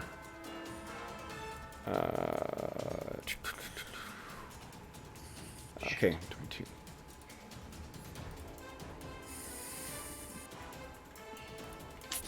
And If you're loose, Druin, why don't we just fucking back away? Yeah, I'm good with let run away, run away. okay. Oh, interesting. Yeah, you're right. There's new dynamic lighting features on tokens. You can set the token so it emits bright light, it emits low light, it has night vision, or it has normal vision. That is pretty cool. Huh. So once all that stuff's integrated, that's going to be pretty interesting. Yeah. If you go to there's now a new tab on it called dynamic lighting. So for each individual token, you can set a whole bunch of different shit. That's pretty awesome. Okay, so Druin, that was Elanion on 15. Rilgo, what were you doing on 15? I was going to move up and get into a position where I might be able to hack at something with my sword. Okay, So I think I can move about 4 spaces. It's on the ceiling. Correct. okay, so you I'm see good. Druin is on from where you are. There's Druin on the ground, and there's 2 large tentacles that are coming down to try and grab him again. Okay. And I can't reach him, right? Or what were the rules on that? The charge. Well, you could. I mean, you could move into there and hit this thing. These tentacles have quite a bit of a reach to them, so you could move up to next to Druin and try and attack if you like. It looks like there's a lot of tentacles there. There is only 2. I don't have a good illustration of this, and you guys can't quite see what it is. There's He's only not really that into tentacles. He's gonna wait and see what the he's gonna June hold just that. shouted, "Run away." so And June just shouted, "Run away!" Rilligo runs down like, "I'll help you, Drew." You seem to have this. Go Druid. All right. Yeah, clank it in. You got it. Woo! Okay, so then next up is let's see, that was Rilligo and Elanion. Next up is Bergour. Oh, Calidor's after me. Okay, I'm gonna move to make space for the guys up to here, and I'm doing like Druin said, moving away. Okay. What about Druid? Yeah. Okay. Then it's Calidor. What are you doing? Let's see. Well, I couldn't see what was happening, so I'll move over here, and so there we go. I can actually see and stay away. Well, I heard run away, right? Yeah. Maybe you should back up one more. Oh, okay. There you go. What's the difference? Because a Druin won't have anywhere to go if he gets away from there. He only moves at 20, so If you would have stayed in that other square, he wouldn't have anywhere to be. Okay. And he has to end up in a square, right? Well, but it's going to be next round, and we can all move, right? but he can only move 20. And if you guys And are Druin's here, gonna here, be- here, and here, then he'd Right, have we to want try Druin and- to move as fast as possible, basically. So he's Right, gonna but move. don't we choose the... If we all are on the same initiative, we choose what order we move in, right? Yeah, you can hold actions. Yeah. But I'm just saying, If all you're doing is moving. right? But mathematically, if Druin can only move to here or here, and you're in those spaces, he can't stop there, so he has to But stop I here. could move before you. Yes, I know. get it. We get it now. You get it? Yeah. Okay, yeah. Yeah, I get it now. Okay. I'm just saying, we choose. I'll move out of the way. All right, so that's the end of the round, guys. We are on to round 2. So, Dave did not win initiative. We're passing to Jeff. Definitely did not win. Jeff? I failed initiative so bad. Here we go. Here we go. Okay, so Jeff, you're going to beat my 5. Yay! Slammed ya. Slam dunk. Thanks, Jeff. So I'm on an 8 for my first action. What's withdrawal? 5? Is it a 5? Just a move. It's 3, right? Yeah, a withdrawal for a dwarf is 1 square. Really? Yep. And Yeah. you get a standstill too. What is move? A Move 3 is 0. on initiative. Oh, 0. Yep. Oh. 0 action. What do you guys think about Elanion, Horiligo moving, and you guys, Calidor and Druin, or Calidor and Bergour moving up, and then preparing reactions that if the tentacles come out to get Druin, then you can like chop them, so maybe they can't grab him. You know, those tentacles don't look quite as tough as what the full body looks like. So chop a tentacle and it's okay, but don't In attack fact- the body. Hold on. I mean, maybe next turn I can do Hey. that, but you guys yelled run. Did someone so- put I know. 3 bars on this thing too?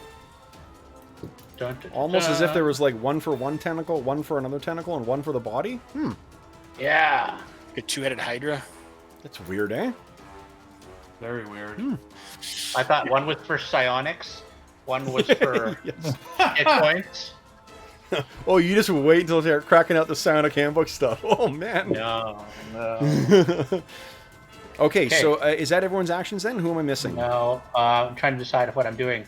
I'm going to So withdrawal means Basically, so because you're prone right now, if you're withdrawing, it basically means you could stand, and that's it.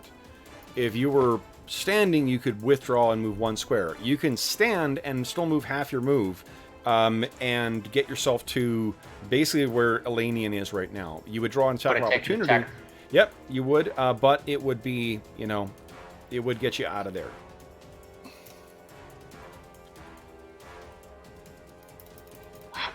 Yeah. I will withdraw. So that's So, standing and moving 1 square. yeah, No, you have to decide to withdraw or to regular move, because if you withdraw, you can only stand up because you have so little movement. yeah, because you're very carefully and cautiously avoiding its attacks primarily.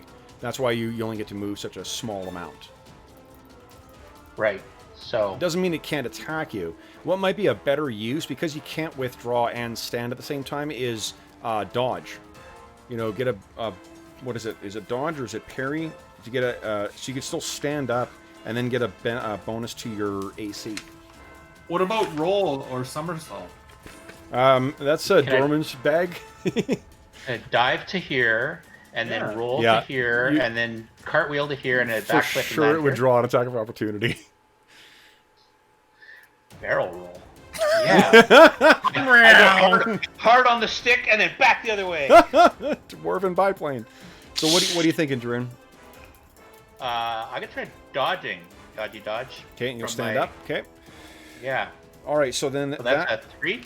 what does that give you? +2 to your AC, I think. Is that 3 to my initiative? Or...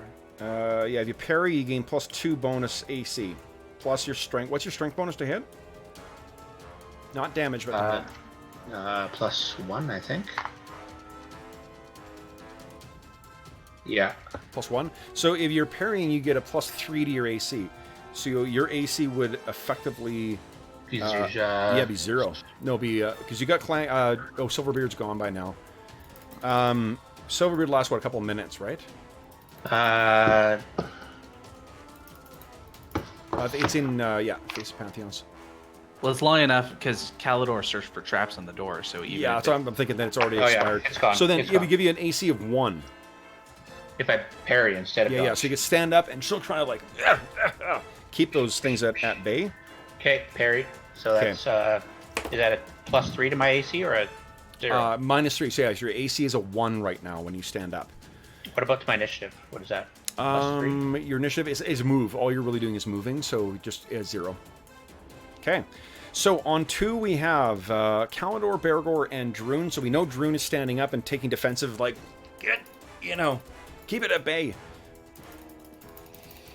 Then Kalidor and Bergour, you guys can move. Bergour is making more space. Okay. I won't pass you. Okay. The wall. And then it is... let's hear it. So I'm on an 8. So next is Religo. What are you doing? Riligo is going to observe and be ready to help to grab Druin and pull him back. Okay. Yeah. And then Elanion and this thing act at the same time. The goblin grabber, I guess. I'll try and hit the goblin grabber's tentacles if it with a bow if it does Sure. anything. Okay. Go ahead. Make an attack roll. Oh, my character sheet disappeared again. What the what? Now there are 2 tentacles. One of them appears to be a thick, ropey, kind of twisting thing of like a dull gray color. It has a like a thick girth to it, and seems to be of ropey muscles. The other one has a vicious barb on the end. Which one did you want to target? The muscular one. The muscular one? You got it. You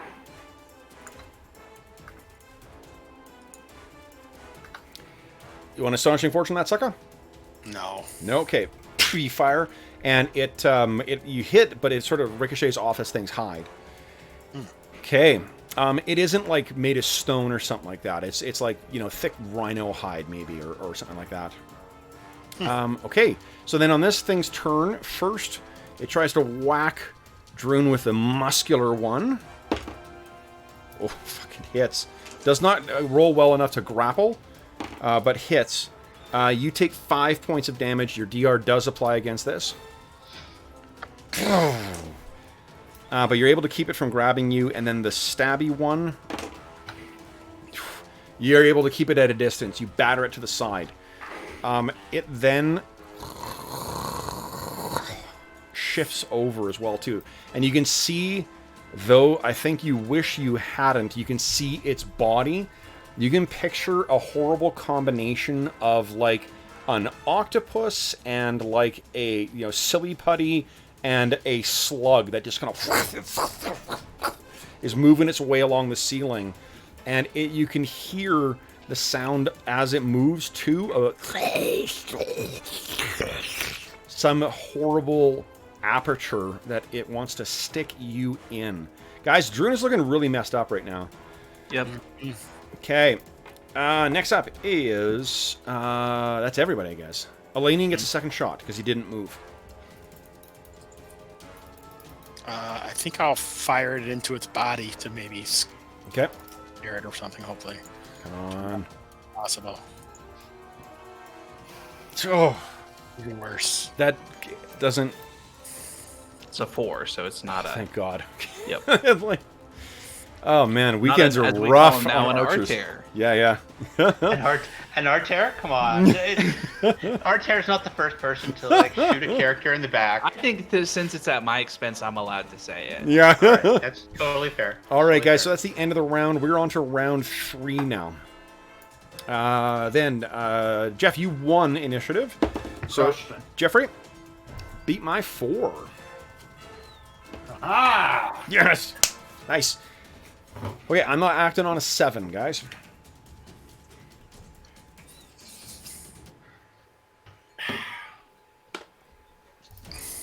Nice.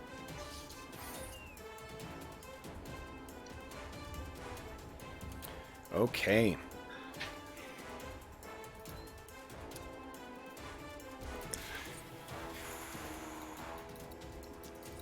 Okay. Who am I missing here? Religo, what you doing, bud? Still wait. Oh man, he's down to 1 hit point. Jeez. I'll cauterize your wounds. Yeah. Oh man, I gotta get in there. That might not be wise. What do we do? What do we do with Druin? Gonna see what he wants to do. Okay. Okay. Then first up is Bergour and Druin. Druin, what are you doing? I'm gonna withdraw. Okay, so it does not get an attack of opportunity on you. Go ahead and move one square. Nice, nice. Then it is Bergour. What are you doing? All right, I'm going to move back up to here, leaving this space open for Druin, but I can shift into about his position next turn if we're going to stay and fight. Otherwise, yeah. Okay. All right. Then next up is Rilligo. Oh, I'm on 7. Hold on. Okay. So first, the muscular tentacle. And I'll stop rolling that. That was a hit. Dave, do you want the ghastly green or the baleful blue dice? Baleful blue. Baleful blue. You got it. Taking the what do you call it?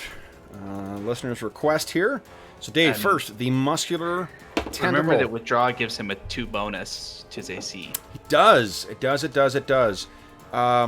Which still is not good enough. Might not be enough, I but- would have hit a -1 AC with this. Oh, yep. Now the thing is, I might roll a 1. If I roll a 1, then Druin takes no damage. Oh, fuck! A 2. Oh. So this thing slams you, and it's just enough to batter you back. You hit the side of the rock wall, and you fall down unconscious. This thing can reach Elanion, though. So it's the tentacle with the barb on the end lashes out at Elanion and misses. But you see it. It's, it looks like a giant, oversized insectoid stinger that then retreats back. It's reaching down. Its body itself looks like it's too big. How could it possibly fit down this corridor here? Next is Rilgo. What are you doing? Rilligo is going to move in and position himself to cut any tentacles that come this way. Is that a good spot to be there for that? That is a wall. You can basically stand over Druin. We don't have ourselves directly on your Elanion's there. You could run in and step over that. You could easily attack a tentacle here if you like. Okay, let's do it. Now, hold on. Let's just make sure that... oh, no, your Thaco is still not great. Go ahead, make your attack roll. Very good. Now, are you attacking the one with a barb or the one that's muscular? Let's do the one that's muscular. Okay, here we go. All right. And my sword is... Hold on. It's in an awkward spot. There it is. Long sword, hit. Submit. 10. You want Astonishing Fortune that? Yeah! Nice. Go ahead and make your attack roll. All right, here we go. Submit, and hit, baby. Come on. Oh. 8. Ugh. Not great. Okay. All right. I'm just gonna double check one thing here. I'm gonna make sure you're. See if you got anything else that should be adding to that. I don't think so because you're a bard. Yeah, no, not from your strength. Bardic enthusiasm. Bardic enthusiasm definitely it adds to atmosphere. A little less to your dice roll. Next up is Elanion. What are you doing? I'll fire at this creature. The body, one of the tentacles. I'll try the skinny tentacle. The stinger one. Yeah, go ahead. The one that tried to hit you. That makes sense. Come on. Yes! Yay. Hit! Go ahead and roll damage. Come on. Oh, man! So, this tentacle is represented in abstraction with the green bar. The green bar. So, check this out. Oh. This tentacle goes wild, like swinging back, and there's little bits of some kind of like, almost like sap-like ichor that kind of sprays out of it as it whips it back in pain. Then it is 11 is Kalidor. What are you doing, Kalidor? Hey, let's just check my movement real quick.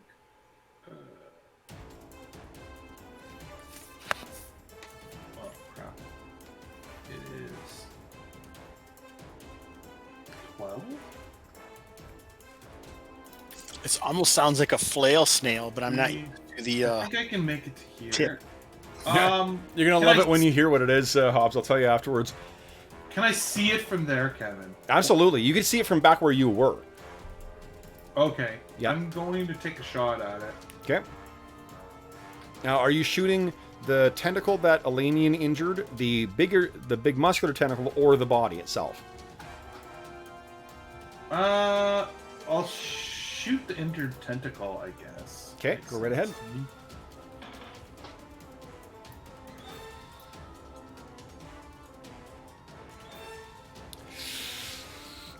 Not quite good enough. Wow. It comes so close to hitting, but it's writhing around in pain. So that first one is a miss. However, we do have I've already attacked, so it's a second volley from Elanion and then second volley from Calidor. I'll fire at the tentacle again. Same tentacle? Yep. You got it. Move them off at least. Yep. Yes! You don't need to roll damage, it's enough to sever it. Now let me make a morale check for this thing. Yeah, okay. So what does it look like as you sever this tentacle? Do you hit the same area or do you hit higher up to rip the whole thing off? Yeah, so it's a sheath arrow, so it's got that blades on it at the end, and just where it was nicked before, times it right through it again. I think Calidor's would have hit it, but Elanion's went through first and made an area, and so Calidor's arrow misses, and now Elanion's second arrow comes in and finishes it off. Amazing. What you hear is the sound of, like, imagine someone blowing as hard as they can into a flute and giving like a weird discordant kind of sound. That's what comes out of this creature as it screams in pain. Calidor, you still have one more action. Or shot if you want. Yep. Might as well. Muscular tentacle or the body? Whoa. I was shooting at the other tentacle, but... That's a 2. Using Astonishing Fortune on that one. You want to use Astonishing Fortune or you want to hit Rilgo? He has to think about it. I thought one of my abilities made that not happen anymore. As a fighter? No, you don't get a penalty firing into melee, but you still have a chance of hitting your allies. Okay. Yeah. Then yes, I will use an Astonishing Fortune rather than shoot him. Nice! And that's a hit. That hits its body. Go ahead and roll damage. Ooh. Okay. The body is abstracted with the red bar. As much as this thing seems to be an undulating, kind of undifferentiated mass, it definitely hits something vulnerable there. And once again, the piping comes out of this thing. And then is the end of round 3, guys. We're on to round 4. So, I will be acting. Let's see here. Oh, God. Jeff, you're still rolling initiative. Beat my 10. Ooh. Yes. All right. My first action is on a 10.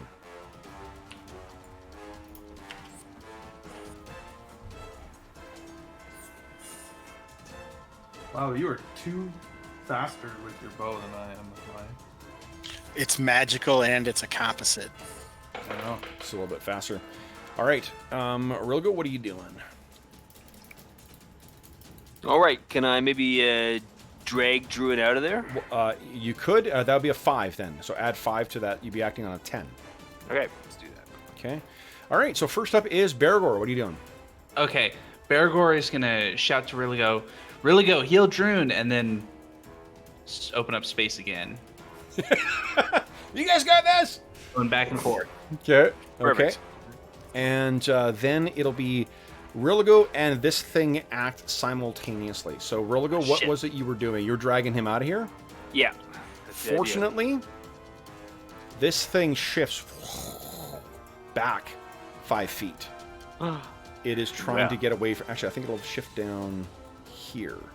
It's trying to get the fuck away from you guys. Nice. And so that means that neither you nor it are going to have attacks of opportunity because neither of you guys were fighting this round. So, Rilgo, you're sort of moving through Elanion square here. But Elanion, were you planning on shooting? Yeah, that's what I... You could step forward and make one shot. If you do want to keep shooting this thing. I kind of want... I'm going brother. to see what I'm going to wait to see what Calidor does. If he wants to step up and take a shot, then I will as well. If not, then... You guys have fought together for months now, so I think there's this... You sort of, Sparrow look back to see, like, are we taking this thing on?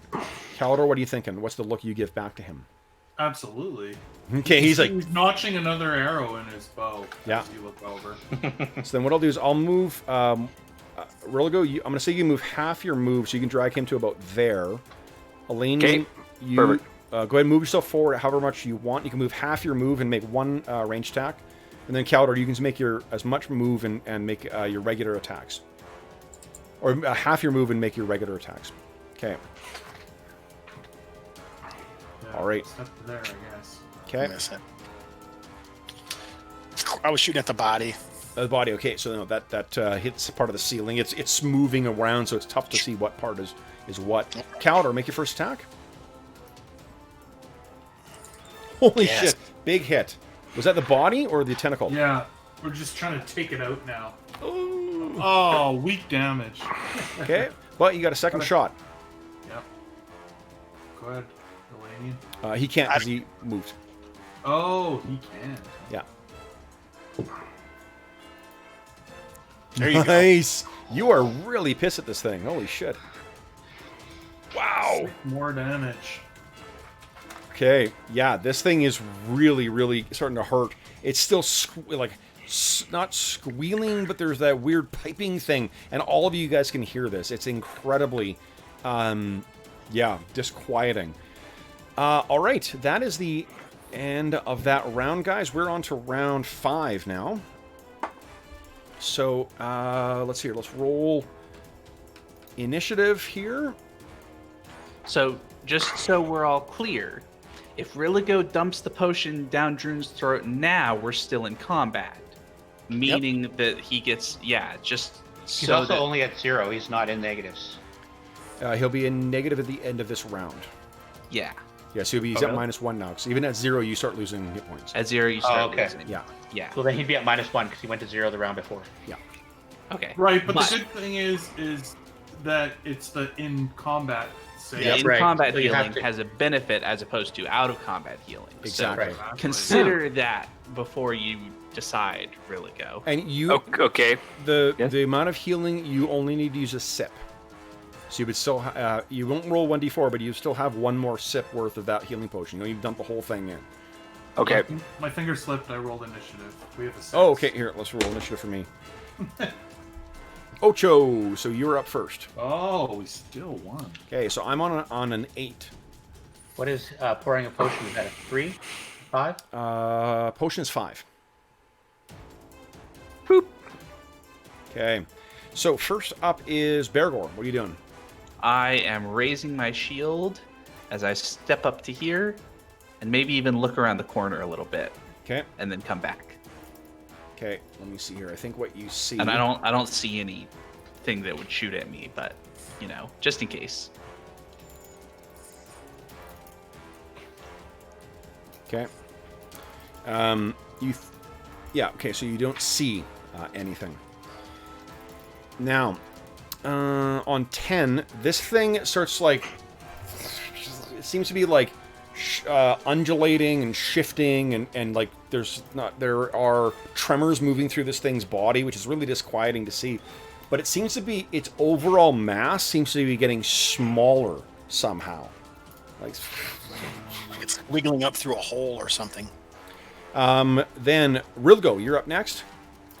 All right. I will give a sip of the potion to old Druin. Okay. He's about to pour it in your mouth, and he's like, "Oh, this is so good, so good." tasty. So we'll roll for your mortal wounds thing in a moment here. Then it is Elanion. Go ahead and make your attack roll.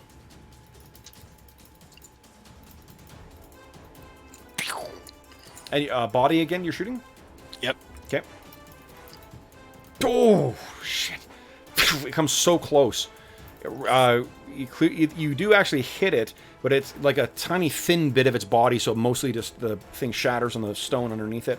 Calidor, go ahead and make your next attack roll. All right. You Come go. on, big money.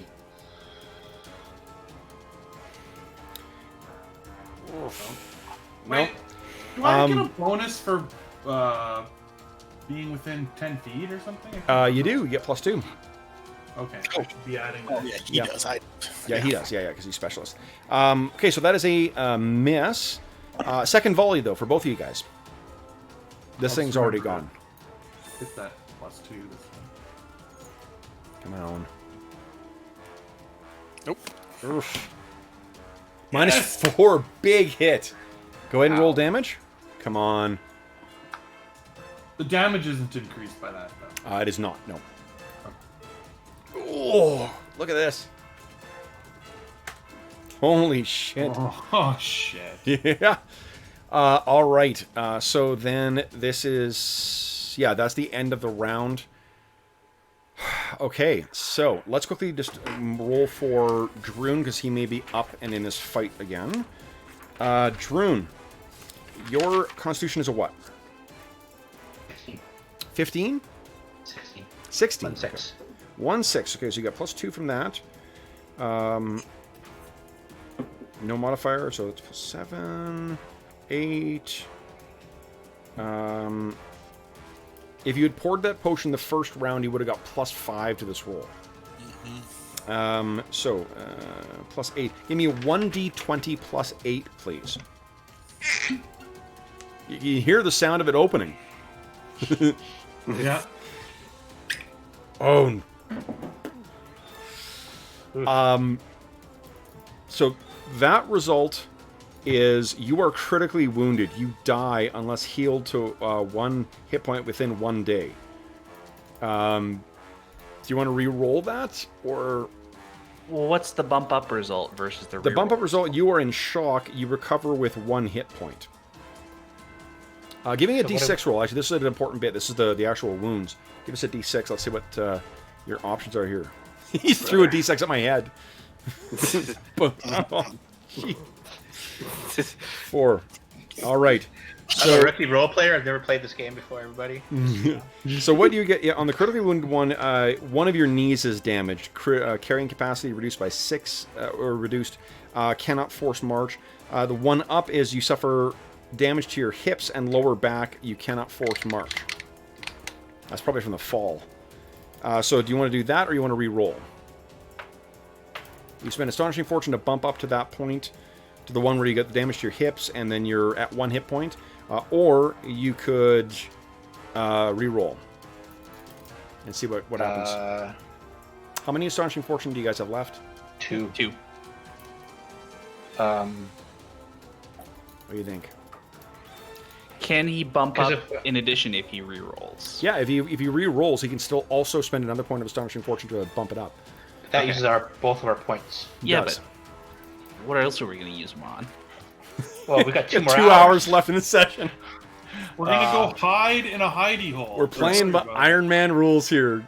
Love it. No, I'm not going to use 2 points. I will just bump up and not be able to force march, right? That's Yep. So you're at 1 hit point. So you slit the disc. Oh God. It's the bad kind of chiropractor, I guess. All right. So now, guys, we'll do this last round. Then we'll take turns our. out 1 hit point. What's that? You have 1 hit Then- point. Yep. And your axes, I think, are at Calidor's feet right now. Elanian's feet? Elanian's feet. That's Elan- right. Yeah. All right. So then, guys, this is still Jeff's game for initiative here. Now you Oh, wait a need. sec, Kev. Yep. Did you do an item saving throw for the flask of acid that I was holding? I did It not. I was just thinking, you're like, I'm like, oh, a slip disc from a fall. I'm like, oh, fuck, if I fell 10 feet. Okay. So let's see here. This is. Maybe it was like in my front pouch and I landed on my back, or deliberately took the blow, or... Yeah, that's how you broke your hip. You're like, I can't. Oh my land on God. this I can't acid. fall on the acid. I twist my body and freaking... Okay, give me, Dave. Give me a. Oh my God. So here's one thing I would do, and this is because, guys, like for those listening at home, this is some serious fucking pro level play here. That is so good to intentionally remind the DM of something that's gonna be negative for you. Instead of someone who embraces the spirit of this old school style play. But that said, I'm going to also reward that. You guys get another point of Astonishing Fortune back in your pool. Because that's awesome. Give me a But I could die from acid. Well, no, so this is who the thing knows? is, like, this is going to be a really... The chances... You need to roll an 18, 19, or 20 for this not to shatter. So give me a d20 roll there, Dave.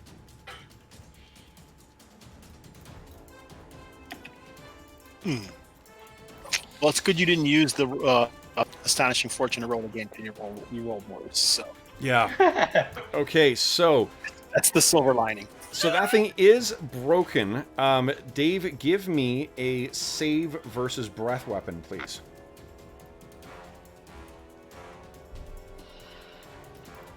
Breath weapon? You mean the one that I got the worst chance of succeeding on and no dwarven bonus? Let's do it.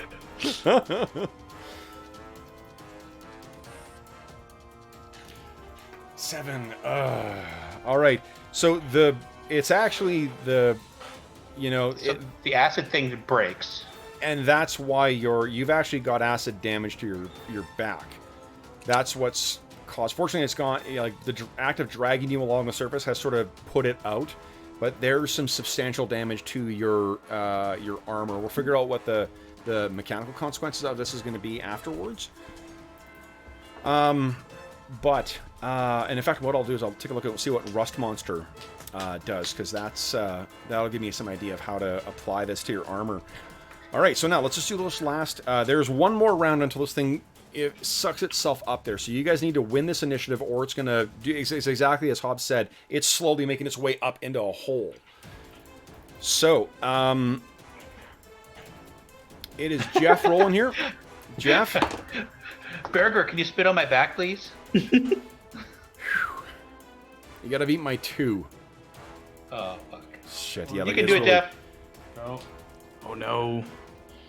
Okay, so this thing's gonna act on a 2. Its tentacle remains, the long tentacle remains, but its body pulls itself up into the thing, and it appears to be retracting its tentacle up there as well, too. You guys are free to attack its tentacle if you like, but it does seem to be in full retreat here. I don't see any point in that. Do you, Calidor? In injuring it more? Nah. I just mean, I feel like all we really need to do is look, unless you were planning on camping here or something. Search the room. That's No. what I was thinking. Maybe we should take the time as it retreats just to search around the room. Sure. Okay. Maybe you'll find a magical battle axe +3 of Goblin Slaying. Okay. So, as this Strong. thing disappears into the ceiling, you guys spin, take a moment to look around, and it seems that there is nothing else in here. Nothing else moving. There are some crates over here, and there appears to be piles of what looks like mushrooms over here. This appears to be some kind of like mushroom farm. And it also, you've put your finger on where that smell's coming from, because it's this room. Now, we are just past our halfway point, so guys, why don't we take our mid-session break right now? I'll take the pooch outside, and then we'll come back and see what happens next. Let me transition quickly back to... It's a good thing I checked to make sure there was nothing behind us. You did. Good job. All right. Dave, you lucked out so badly on that. I rolled a 19 on its first attack roll. And Well- it needs, like, I need to either roll a nat 20 or I need to beat the number I need by 2 in order to actually grapple you. And it just was a shitty first roll. And I rolled a 1 on surprise and then a 10 on initiative. Yeah. It was- Yeah. it was a bad chain of events right in a row. 3d6 damage right up front. Jeez. All right, so we'll be back momentarily, folks.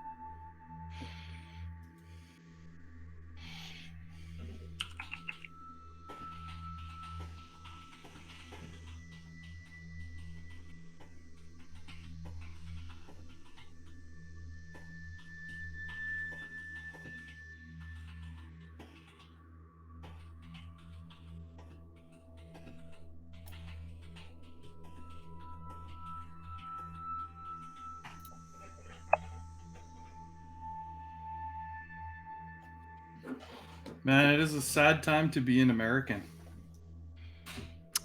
Yep. I just saw this tweet. Stimulus packages around the world. The UK, 80% of workers' salaries. Denmark, 75%. South Korea, 70%. Netherlands, 90%. Canada gets 2K a month. Australians get 1K a month. And the US gets one time $1,200. Ouch. Yeah. I also want to point out to the keen observers at home that I have a haircut, and it's during our quarantine, but I gave myself this haircut. Looking sharp. So I didn't break any rules.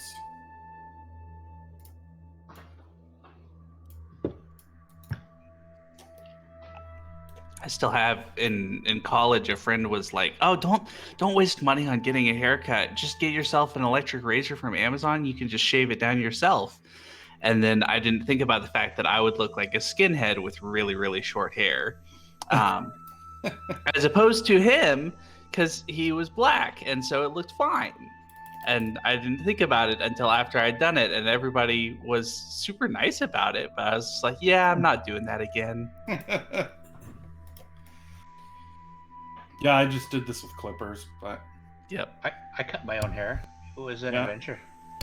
It looks Yeah, alright at sorry the about front, but the back is like all jagged because I can't see what I'm doing, and I just use like the butt trimmers and yeah, I did this. I think I got the back pretty good, actually. yeah. Yeah, No. not bad. I actually like shaved, like bicked my head in a fit of pique when I was living in Scotland. I just one night, my hair was about as long as what it is here, and I just kind of was like, you know what, I want to change, and like 3 a.m, cut everything off, and then shaved everything with a razor or a what do you call it, a like trimmer, and then bicked the whole thing. Turns out you nick your head a whole lot when you don't have a proper mirror. Jeez. Yeah, I set up a second mirror so I could see the front and the back at the same time. I didn't have a second mirror, and I wasn't really thinking about like technique. I was just like, it's a razor, like a trimmer with a guard on it, plastic guard. It should be fine, right? Sideways, up and down. Well, Yeah. I did like a side trim along the back, and I gave myself like a line. I kept going up and down to try and get rid of the line. I'm like, fuck, I went too strong. Shit. It's like a '90s haircut with like a like a buzz line along the side or something. I didn't try to do anything fancy, just clean it up, shorten it up, and Ice baby. yeah. Okay. All right, so guys, we're all back here. All right, so this thing disappears on top. Druin has... Oh, I'm going to take a look at Rust Monster. Right, let's see here. How does that handle? Down. That was so cool of you to okay, here's what I'm going to do to remind me that I'm in keeping with it with the item saves, because that's what it mentioned in here too. Why don't you give me... Let's see here. It is metal, and it's acid damage. So the save is a 13 or better. Give me another D20 roll there, Druin. Come on, roll high. Roll high. I almost put r/QD20. I'm like, they're right beside each other. So that's a little typo. Once again, I get hit in the head with a D20. So is it /R, right? /R, yes. Yeah. No, sorry, r/. Nat 20. Nice. So you know what? Not only, I think because of the fast action on the part of Religo, not only is your armor not damaged, it's actually like scoured off a layer of grime and whatnot on the back. So you get up clean. and you're like, oh my back, and you're kind of looking around, and all anyone can see is this beautiful shiny kind of like patch on the back of your armor. It's like a clean spot where Yeah, Exactly. the acid polished it a little. Exactly. So Nice. yeah, so there you go. So there is no appreciable damage to the actual armor, but you did, you did serve as a cautionary tale why you don't carry that stuff. And this is exactly the kind of thing I fucking love from this kind of role-playing game, because, like, I didn't plan that out whatsoever, and I forgot about it until you reminded me. But what did we talk about? Like, literally 5 minutes before. Yep. Well, we don't want to fall with one of these things in here, and area of effect damage would be bad, and, you know, like, we should give it to somebody who's in the back and is safe. Like, oh, no, I could take it. I could throw it in the first combat. Well, I didn't throw it in the first combat, because I said I had two axes out. Oh, and you got thrown in the first combat, I think, instead, so... Yeah. All right, so then, guys, Elanion, you have herbology, right, or herbalism? Oh, you might be muted there, Hobbs. Son of a biscuit. Son of a biscuit. I do not. Oh shit! Does no one have it? It's Jail who has herbalism. Nuts. I was saying, so you may, some mushrooms are edible. You guys may have been able to scrounge some food out of that stuff, but it will be a crapshoot as to which ones can be eaten safely at this point. Well, and to be honest, eating mushrooms that might have goblin shit on them does not sound particularly fun, even if they're edible. What do you think mushrooms in general are grown in? Well, that's not... The nastier the is shit, okay. the better the mushroom. Human shit is okay? I mean, what? All right. So, what are you guys doing now? Your Elanion does correctly point out here. It looks like there is another passage leading down. Yeah. Are there tracks going down here? There are. Give me a what do you call it? Tracking roll, please. Let's see what you can find. Rolling the dice. Same exact roll. Success. Yeah. Yes, there are, but much less than what went down the other way. It seems like goblins still. So goblins, but you think that with how the mud is dried on here, it's quite old, like months old. This seems to be the passageway that is the least trafficked. Let's have a look, Calidor. My mapping always gets me into trouble. You can hear the sound of the two dwarves talking. Are you sure it looks all right? No, it looks nice. Druin looks to Hurlgo and says, "Is that one of those damn potions of healing?" You know it. He grabs him by the hand and he tosses the rest of it back. Can you see anything from here? You can. So what you can see in here, this room here appears to be constructed very much like the others. Hold on here. Okay, so what's interesting here? Right over here. It's not visible. Let me just shift something so you can see it. Watch this. That is a door over there. All right, so that is the door to the other thing that we already came through. But there are something on the ground. That whole, no straight lines in nature kind of thing. You can see on the far side there, this passage seems to be, while like the sides of the stone are very much the same kind of uneven surfaces that you can see. Over here, there looks like there's a different, it looks like it's the very roughest part of it. Like it's pushed in, but doesn't seem to be through to a full passage. And on the ground, you can see 3 very, very straight pieces of wood. One of them looks to be maybe about a foot or a little bit longer. And then the other 2 appear to be about the same length, and they've got jagged ends to them.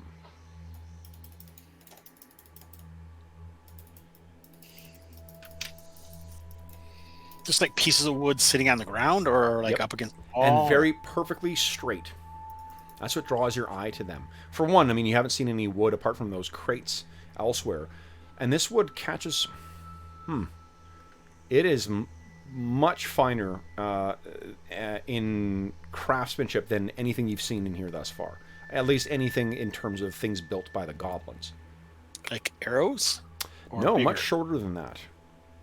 You know what they might be? You have to take a look a little closer. Oh boy. It actually might be a wand. Oh, the digging wands, maybe. All right. Cover me, Calidor. Okay. Going in hot. Okay, so you get over there and you find there are two of these things. One of them, well, there's one that is still in one piece, and you can see from the careful design on the very end of these things. It's a long, it's about a foot long. It's about like that. It's made of a dark, maybe it's a stained wood, but at the very bottom of it, there is a sigil. And it is the sigil that is used in your tribe to indicate Earth. You know this because that symbol is likely incorporated somewhere into your clothing as well, too. And even though either this was made something very recently, or it means that that particular symbol and that power has remained true to your people, dating back to the time when this structure was actually used by your people. The other one on the ground appears to be the same thing, though it has been snapped in the center. I guess I'll take both of them, put the broken pieces in my backpack, and then tuck the other wand in my belt. Okay.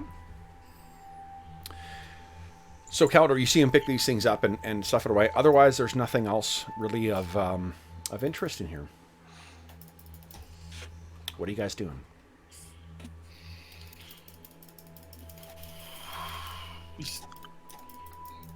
I like the idea that there's at least 2 exits out of here. True. There's also some kind of a stinking roof monster. Right, but what I'm saying is if we stayed in this room, it wouldn't be able to get through the hallway. Right. True. It would be able to get through the hallway. Remember what the surfaces are like here too, right?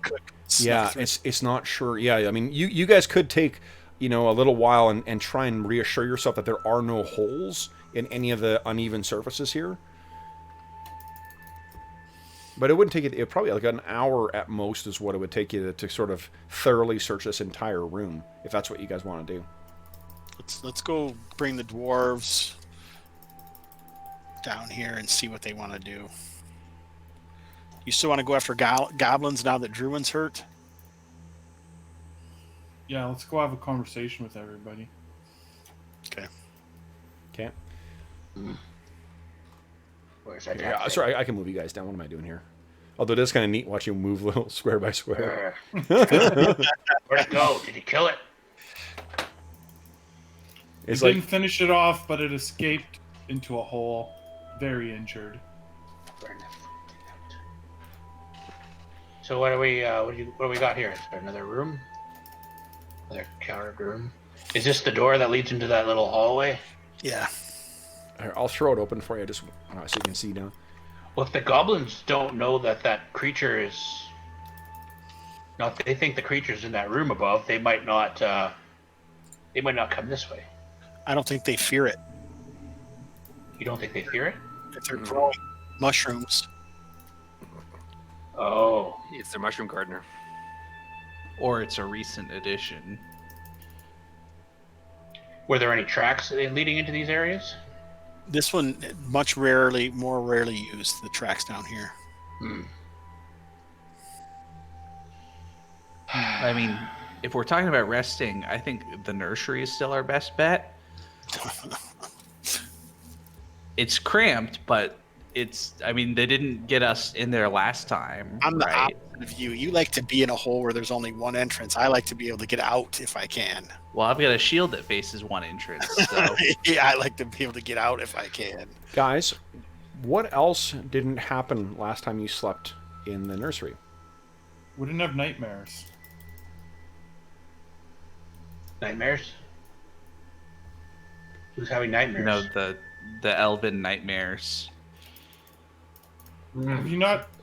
Yeah, we would have told you about those. Yeah, that's right. You told me about that. Did Did you not experience them, Dave? I can't remember if did you miss those sessions? I missed those sessions apparently. Oh, okay. Oh, it was horrible. I woke up and I had long elf legs and long elf fingers and long elven hair that's all silky and not kind of scraggly and wiry like mine. My beautiful, beautiful beard. Well, we could sleep in the room with the coin, and that way, if they come back, I'm also thinking if we're in this room, Elanion, give they me can go and take the money. give me an intelligence check, will you? Please. Oh yeah, I can't do it that way.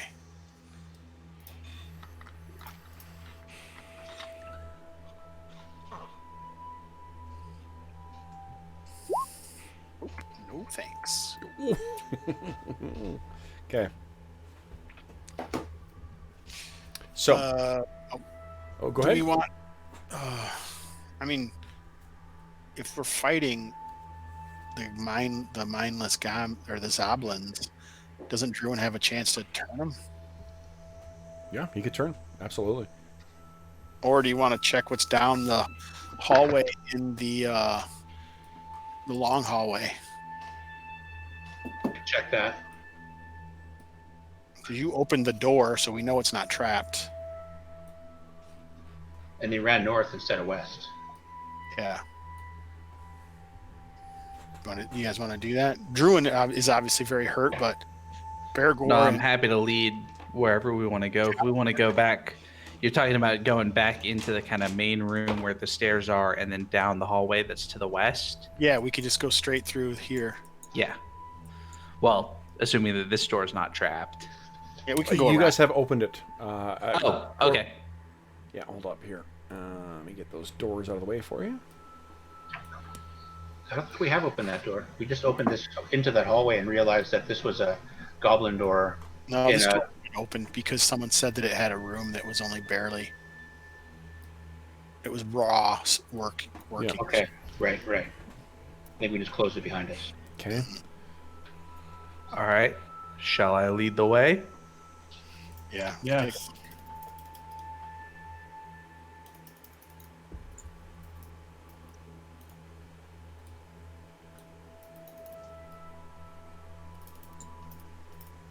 I'm gonna raise up my shield just on the off chance that there are any goblin archers around still when I come around this corner. Okay. Oh, look! And Bergour will shout, "Zombland!" Yeah, it's so you can see. No, let me see here. It seems completely oblivious to you. It is a Zomblin. Okay, then Bergour will not shout, but he will gesture with his axe and whisper, "Zomblin!" Okay. I want to know which of us came up with the Zomblin name. Hello. Love me some portmanteaus. So I don't even know what that means. it's All right, a word made of two different words, like electrocution. Nice. All right, I'm gonna do my best impression of our favorite thief, Dorman, and try to move quietly up this direction. Okay.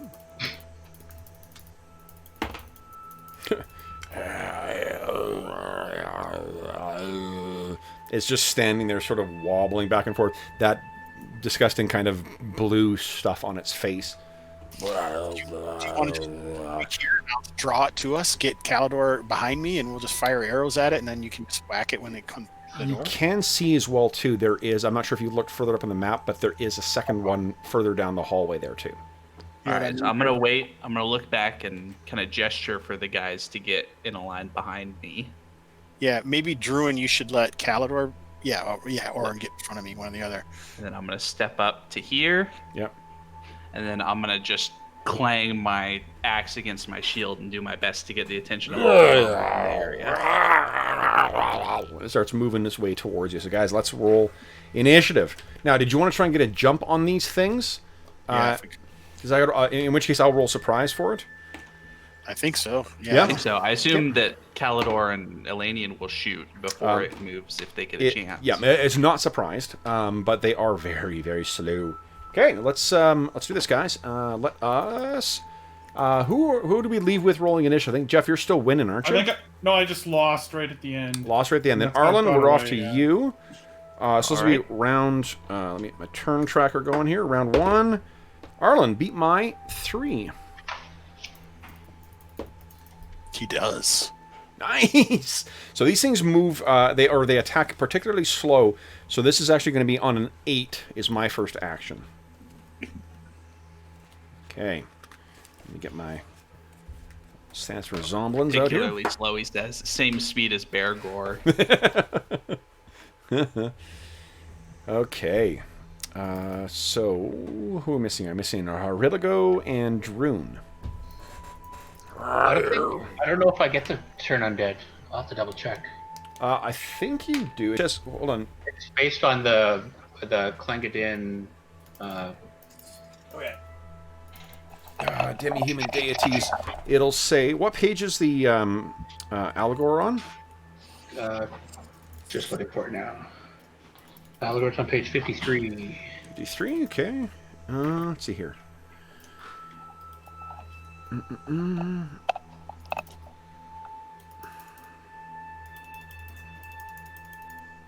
Oh, let's see here.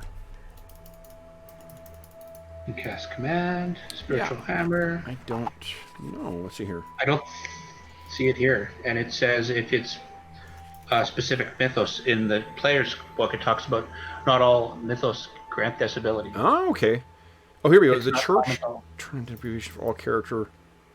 Okay, hold up. Under the church. It's not under the specialty priest thing. It's apparently under the church. That tells you. Turn undead. Okay. Clerics, yes. Crusaders, no. Specialty priest, no. So you cannot. No, you can't turn undead. Yeah, because I'm more of a warrior who gets some Oh, you get your Divine- command and whatnot divine- instead. divine abilities and that kind of stuff. Yeah. Okay. So then, what are you doing this round? Druin? Just so we know, because we'll put you in the initiative order, and then we'll start going. I will move. Is the one initiative? You guys roll a 1. Yeah, for initiative. Pretty good. All right, so, Druin, you're up first. What are you doing? I'm going to move to there. Okay. Next up is Riligo. What are you doing, Riligo? All right, Riligo is okay.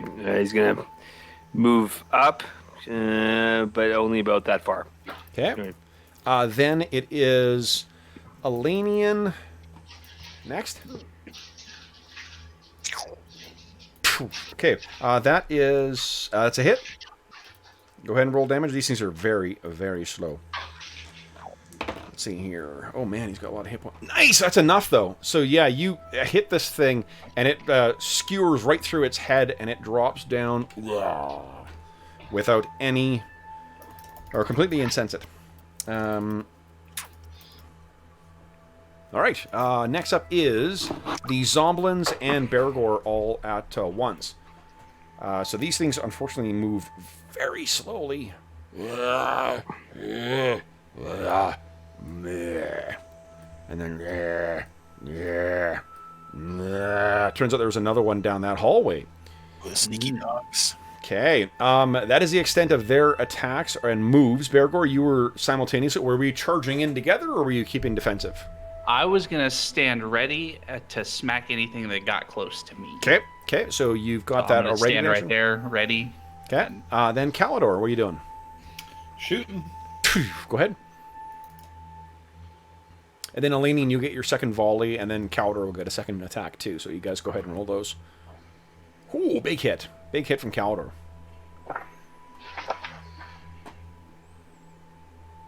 It's coming. Nice. Let's see here. Yep. And then Elanion. Yep, big hit with Elanion. Roll damage. Terrible. Oh, man. Wow. Yeah, another one. So, yeah, like fucking clockwork, guys. You rattle the shield, these things coming along, and then poof, one's down, poof. A second one, poof, third. Bergour, you're standing there. You can hear no other sounds apart from what's coming from behind that door ahead of you. Should we see where those dogs came from? I can hear them now. I know. I can hear the dogs too. Terror dogs. It's a terror dog run. Anna Did they Banana come is a terror. Did they come out of the shrine, or do they come out from the north somewhere? So I'll look around. I'm going to go up and look around the corner on the next turn, and so I can say whether the shrine doors are closed or not. Sure.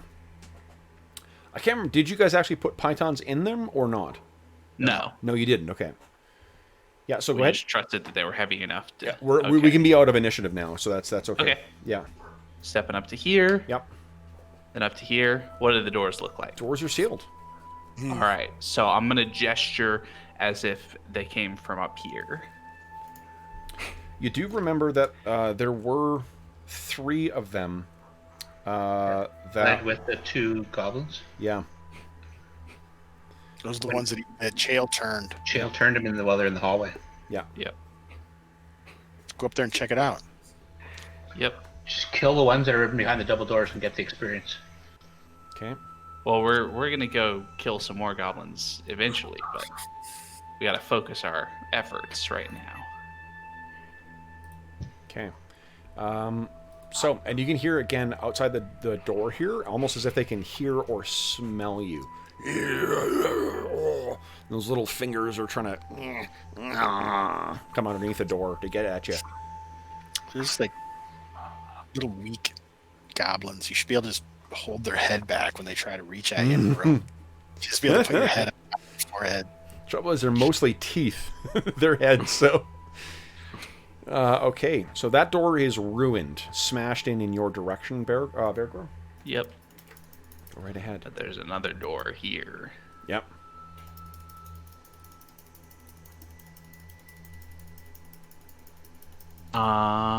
Seems like we might as well have Calidor check it for traps.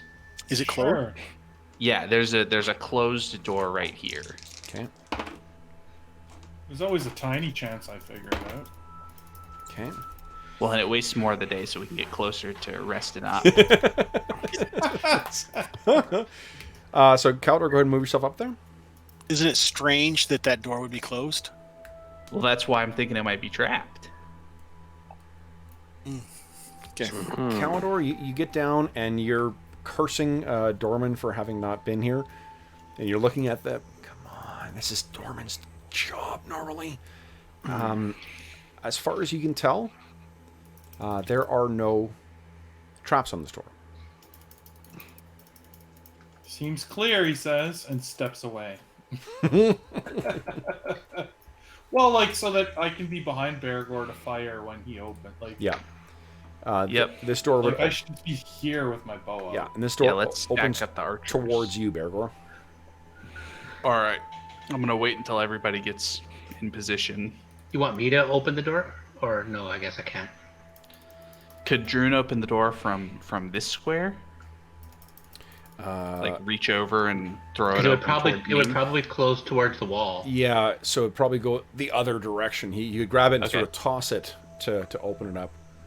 Let me check one Okay. thing here. Well, then I will put battle axe back to my belt, shield out, hand on the door. Oop, I may have pissed off roll 20. Oh, no, I didn't. Thank God. I went to a big map to check something. I've angered the gods. Oh, no. Okay. Yeah. All right. So. All right. I'm opening the door. All right, so then. 3, 2. Now, do you have a save against, or bonus against breath weapons? I do not have a bonus against breath weapons. Okay. What about Fang Dragon? Door opens, revealing another door at the end of a short corridor. All right. Dramatic pause while we shift into the other room. And this is Step more of the forward. same ancient work, or what do you call it? Ancient stonework on the walls. Want me to check it? This is all part of the older part of the structure. You can check the door. Yeah. As far as you can tell, no traps. Sir, just a hallway. Well, Safe. we should We'll still just- I'll have wait the for us archers to go. stacked up behind. Yeah. me. Yeah, we'll trade places. I'm not getting in the way. I'm going to leave space for Elanion. Yeah. There we go. Okay. All right. Next door. Reach out. Throw it open. It's locked. It's locked. All right. Does it feel this is an elven made door, so it's probably pretty solid. It is. Although it's been a long time. Yeah, there's that thing too. Now, Calidor checked for traps. He did not try and pick a lock.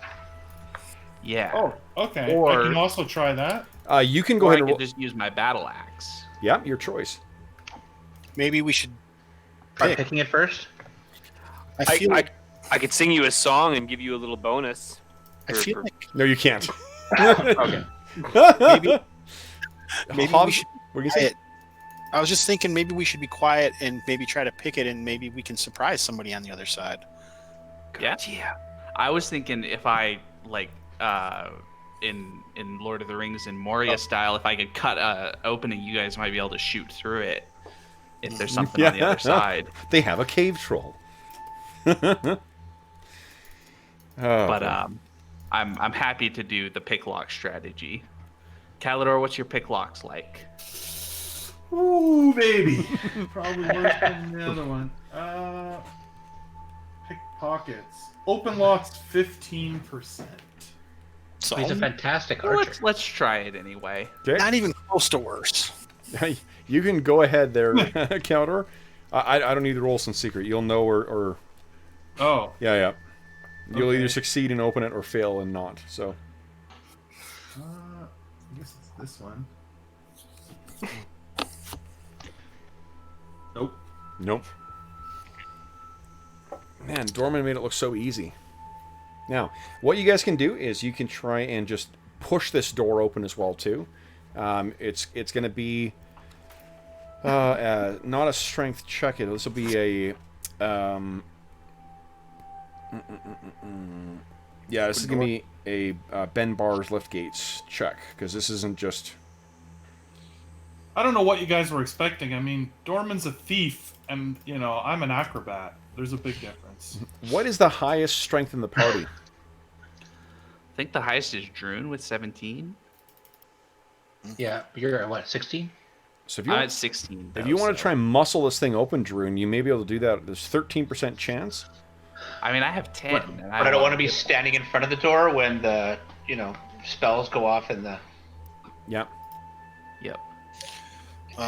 Want to axe it to pieces and then step back for an hour or so and then come back? Step back like this. I'm just gonna stand here. Krill goes like, okay, so if the lightning bolt's cast from there and it bounces off the wall and it comes right back through the party, we all die on the first pass anyways, but...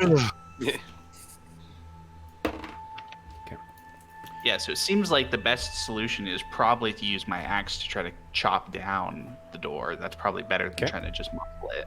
Okay. What do you guys, are we decided? It's either I'm that gonna- or back out of here. I'll take a run at it. Why don't you find some place to sit down and, catch your breath, Druin? He's limping with his back. Oh, my back. Give me another potion and I'll be good to go. You guys have two more. No, Oh, we used One one. more. We Oh, used yeah. So you could sip the rest of it and heal 1d4, Droon. He already I did. He got 1 point back. Oh. Shit. All right, so you got that one more left that could heal 2d4 plus 2, or you can try and make your way into here. Are we going for it? I think we're just going for it, right? Okay. Alright, I'm giving the potion to Druin, and you might as well drink it, Druin. We're going for it. Well, Do it. There's no sense waiting. Let him get into the fight, otherwise. no, but if Druin can stay out of the fight, what I'm thinking is we have a pretty limited amount of magical healing, and it's really useful in terms of bringing people back up when they go down. But otherwise, he's not gonna. If we give it to him, he can actually fight, and we have Yeah, but 2 or 4 more attacks every other round.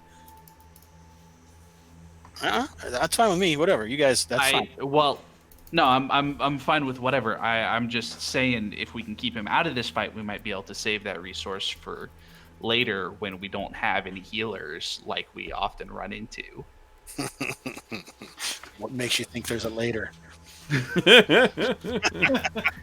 Sounds like you're living in the future, my friend. And then you all die. We'll just let Druin decide. I mean, if, All right, Druin, why don't you make the call? because if Elanion gives him the potion and He Druin can holding decide it, what to do with it. yeah. What are you thinking, Druin? Druid. He drank it. Nice. All right. Max, Kill these, Reasonable. kill these goblins and go home. I'm picturing that you guys turn to each other to talk about the strategy. Well, should he have it now, or maybe have it later? And then he just walks up and hands you the empty thing. Here you go. All right. So you guys are ready. I think it's Druin that's actually starting to like the flavor of those things. Yeah. Yeah, do we have any more of those? It sounds pretty good. Hey, Killer, you want Let's to do switch this. spots? Bergour, Let's switch spots. give me a strength check, Sure. please. A 1d20 versus strength type Yeah. check? Yes, please. Yeah. All right. I'll push him. I got an Do you want us to idea. stay back, Druin, so we can shoot, or no? What's that? You want us to still be able to fire? You can fire over both of us, I bet. Oh, okay. Okay, so you're successful in getting through it takes you 15 minutes of noisy and long, hard work to finally get this thing open. All right. Everything that kind of goes wrong that they turns out they used like iron rivets inside that you keep hitting, up against your axe, but you finally managed to down this door. I'm a noisy and hard work kind of guy. Yeah, this is true. Yeah, your constitution's 18, isn't it? So, all right. So, guys, this is what you see inside. Let's go! Okay. The people underneath me probably aren't happy. I just stomped my feet on the floor, but hey, what the hell? All right. I'm going to raise my shield before I step around the corner, Yep. and then step here. Okay. And there's Two-handed. nothing there. Two hand axes coming up right behind. All right. This door looks like it's closed. And hold on. Let me describe what's in here first, Okay. because you guys will want to know. Box text. This. No, in the block. You're assuming that this is actually. We are way off the map at this point. So this, what you find in here is that this appears to be some kind of elaborate, like, classroom or study or library of some kind, because there's a lot of shit in here. What you can see just from looking around, not only is there another a much larger kind of goblin, actually no, there wouldn't be a spell book, there'd be a different kind of book in here. Elanion, you can see that there are I think they're bound in kind of like a very, very thin, like, slate or shale kind of thing, that somehow there's books, a very thin layer, so they're not like you're lugging like Flintstone style, like newspapers around. It's the outside, then there's paper inside. This is something that your people's, like the most ancient texts that have survived into your tribe, this is what they look like. And there are a couple of them in here. You also see sitting on a kind of discarded in the corner, there is another one of those wands. There is also a small chest that you can see there's a couple coins that have fallen out of them, but it appears that there was some money in there. Let me see. There is a big spear as well too that it is clearly of elven make, and it looks incredible. There is tossed in the corner, there is a suit of chainmail that appears to be also of elven make. There is another one that looks different from the one you saw before. There is a dagger that appears to be of quite, impressive make. There is a longsword leaning in the corner as well too. Likewise, it seems to be of incredible make, elven design. There is another what do you call it? A composite longbow, very similar to what Elanion is carrying now, also in the corner. There is looks like a couple of leather scroll casings that are piled up in near where sort of this apparatus is. You can see more of there's like a crude version of an alchemist lab in here, and you can see more of those clay pots that your potions and the acid was found in. So there's a lot of stuff to look through here, guys. What do you want to start with? And that door, you asked as well, that door is closed. Very similar to what the rest of the... I wasn't paying attention to... I forgot this. Oh, this is like stuff to be writing down. John's not here. So I started with around the chainmail. There's a spear, and so we might need to double check the list. But sure. So there is... I can tell you there is... Oh, and there's a helm, an elven-style helm, sitting near where the chainmail is as well, too. So what is in there is one very fine-looking dagger. There are 2 different wands, one of them identical to the ones that Elanion found cast on the ground, and then another one that seems something different. What the symbol on the bottom, same like icon set that your peoples use, Elanion, but this one simply says Radiance. There is the longbow with no string on it, but it's almost identical to what you're wielding, Elanion. And and there's also a longsword and a spear. There's a great sword in here as well too, or 2-handed sword. Sorry, I missed that. It was next to the chainmail. Okay. So longsword, 2-handed sword, dagger, spear, chainmail armor, a helm, and then there's a chest that has some stuff, and the 2 wands.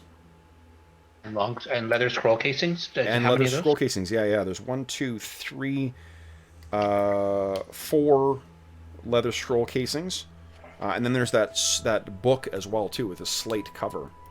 Okay, we just gotta pack up all this shit, take it all back, and get it identified today before the other guys get back into the game. So we'll be like level 8, and we'll sell this stuff, and we'll level up to 5, maybe 6. Well, one of the things we did learn is that there's no sense in letting this shit go to waste, at least for right now. So let's do our best to divvy at least some of it up. Everything I've identified, I can tell you, is at the least masterwork. Yeah. Right. So, does somebody want to upgrade their armor to chainmail? Can I do that? I don't know if I can do that. It would fit you. Would it? Oh, you mean like whether you can wear or chainmail or not? Yeah, like a bard can wear. I'll just check. No, I know I can, and the only thing is if it's Elven, right? Then I don't lose all my thief skills. It's a special item, Elven chain. Yeah, Elven chain is a special kind. This is not Elven chain. This is just Elven made chainmail, not Elven chain. Yeah. Yeah. Okay. So then I don't want it. It's the 2 that it affects most are move silently and hide in shadows, is it not? It's like a minus 25 or... I think you just can't use any if you're in heavier armor. What is it? Page 20... No, page 29? Because there's a penalty for leather and studded, and then there's a penalty for Elven chain, and then I think it's you just can't use any for most of it. Elanion was going to start looking at the book. He can't help himself. Okay. Yeah, you might be right. So you start paging through the book. This is something written by your ancestors. This is a spell book from them, and it appears to have a number of different spells in it. The spells in it include Fist of Stone, Armor, Divining Rod, Snillix Snowball, Read Magic, Detect Magic, Cantrip. Second level spells include Pit, Maximilian's Earthen Grasp, and I think it's called Stone Sleep, and then Snillix Snowball Swarm. And the level 3 spells in it include Maximilian's Strong Grasp and Hold Person. Damn. Hobbs, did you get all those down, or? I'll copy it out into like Discord or into chat or something like that. Okay. Hey, also, Reallygo can learn some of those, eh? Is that right? Yeah. It is, Plus, there was the spells and like Spells, Snowball is in the Goblin books too. Yeah. So, Cool. All right. Now, I think you might need... Yeah, I'm not sure if you need to actually cast Detect Magic to identify scrolls. Let me double check here. I think you can open them and just... You can see what... They're arcane or cleric writing. You must have the ability to read magic. So if you can cast Read Magic, that's sufficient to learn what the scrolls are.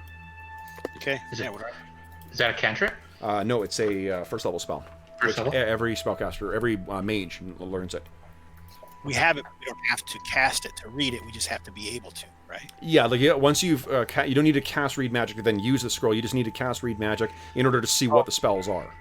Okay, you do have to cast Read Magic. You do, yeah. Okay. So we gotta hoard this stuff, basically. Well, now clearly, if no one else is going to use it, I'll take the improved bow. Yeah, Okay. it seems like Calidor could take the better bow and then give his bow to Riligo, and that Sure. way he can use that instead of the blowgun. If you insist. Well, it just gives you better range, better attack. Well, more here's the damage. downside. There's no... I don't think Riligo's got a quiver. Well, he can carry the bow until we get back to town. I can shove the arrows in my belt.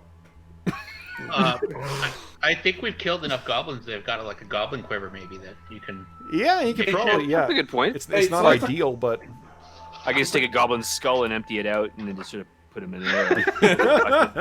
It's a composite longbow, is what it is. It's a composite longbow. Yep. And what is different about it? Better range, faster. And it's one. Yeah, that's one of the ways I'm faster. That was faster than you before. And this is Masterworks. You'll also have +1 to hit with it. Otherwise, the attack. damage is based on the type of So- arrow. Kev, we're assuming all of these items are masterwork for now. We can do a detect magic later and determine if there's any additional magical properties on any of them. Absolutely, yeah. Okay. Does anybody want a masterwork longsword? Now, if you I've got my study that, Calidor and Riligo use. the Elanion, again, I'm leaning heavily here because he seems to be the one who knows this, but I think even Druin, if you're the one looking at this, either of you guys can see that there is the right in the pommel, there is this sigil of Chevarash in there, the broken arrow with the blood going down. Shavarosh. Yeah. And the there are two sigils that are on there as well too, or two sort of words in Elvish script. And you guys can, those of you who read Elvish, can see that there are two. It's basically two words. One of them is the word eternal, and the other one is enmity.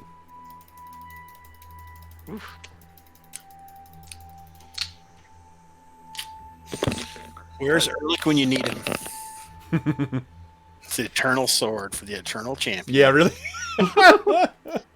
Alas, poor Elric. So I am tempted by the helmet. You're gonna wear a I think helmet. that'll actually fit me. An elven helmet? I think taking it's this going to far? be snug, but I think you can make it work. Yeah. I'm an armorer. You'd have to shave your beard off to use it, I think. I don't think you have to shave the beard. Lad, I can make some adjustments. I can tell you this. This helmet itself, it is made of such fine material. Like, once you take a look at it, if Bergour's looking, you could, like, the metal alone that's gone into this thing is worth 500 gold pieces. Yeah.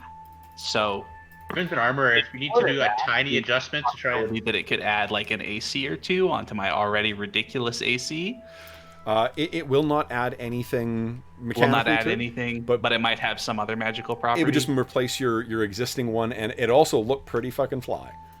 Mm. There was that. So wait, can I wear a helmet? Yeah. I could take your old one. Yeah.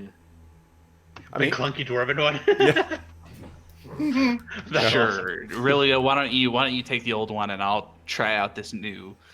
What's the I want to say Noldurin, but that's Lord of the Rings. What's the Yeah. ancient elven people? It has, again, like the markings of or the sigils of both Sonar? Chevarash and Corlon Larathian. So there's that same, the mixed symbol that you saw on the doors further down. Same thing on this helm. Cool. Yeah. Who's taking Eternal Enmity, the elven longsword of who knows what? Well, Ooh, you, have that to, sounds. Yeah, go on. What about the spear? I mean, the spear is probably a bard can probably use a spear as well. Interesting. The spear is impossibly well balanced as well. Just the way I like them. All right. Interesting. Well, I guess I can use it's. You said it's a long sword. It's a longsword, yeah. possibly magical, at least non-magic or masterwork. Sure. I mean, I'm trained in longswords, so I might as well use. Well, you're it. specialized in longswords, right? Yeah. Or whatever. Yeah. Yeah. Oh, well then, yeah, by all means. And then if you're giving up that silvered longsword, I would like to carry it just in case we run into anything that needs Yeah, that silver makes weapons. sense. Yeah. All right. And what's the spear's deal? It's just well balanced.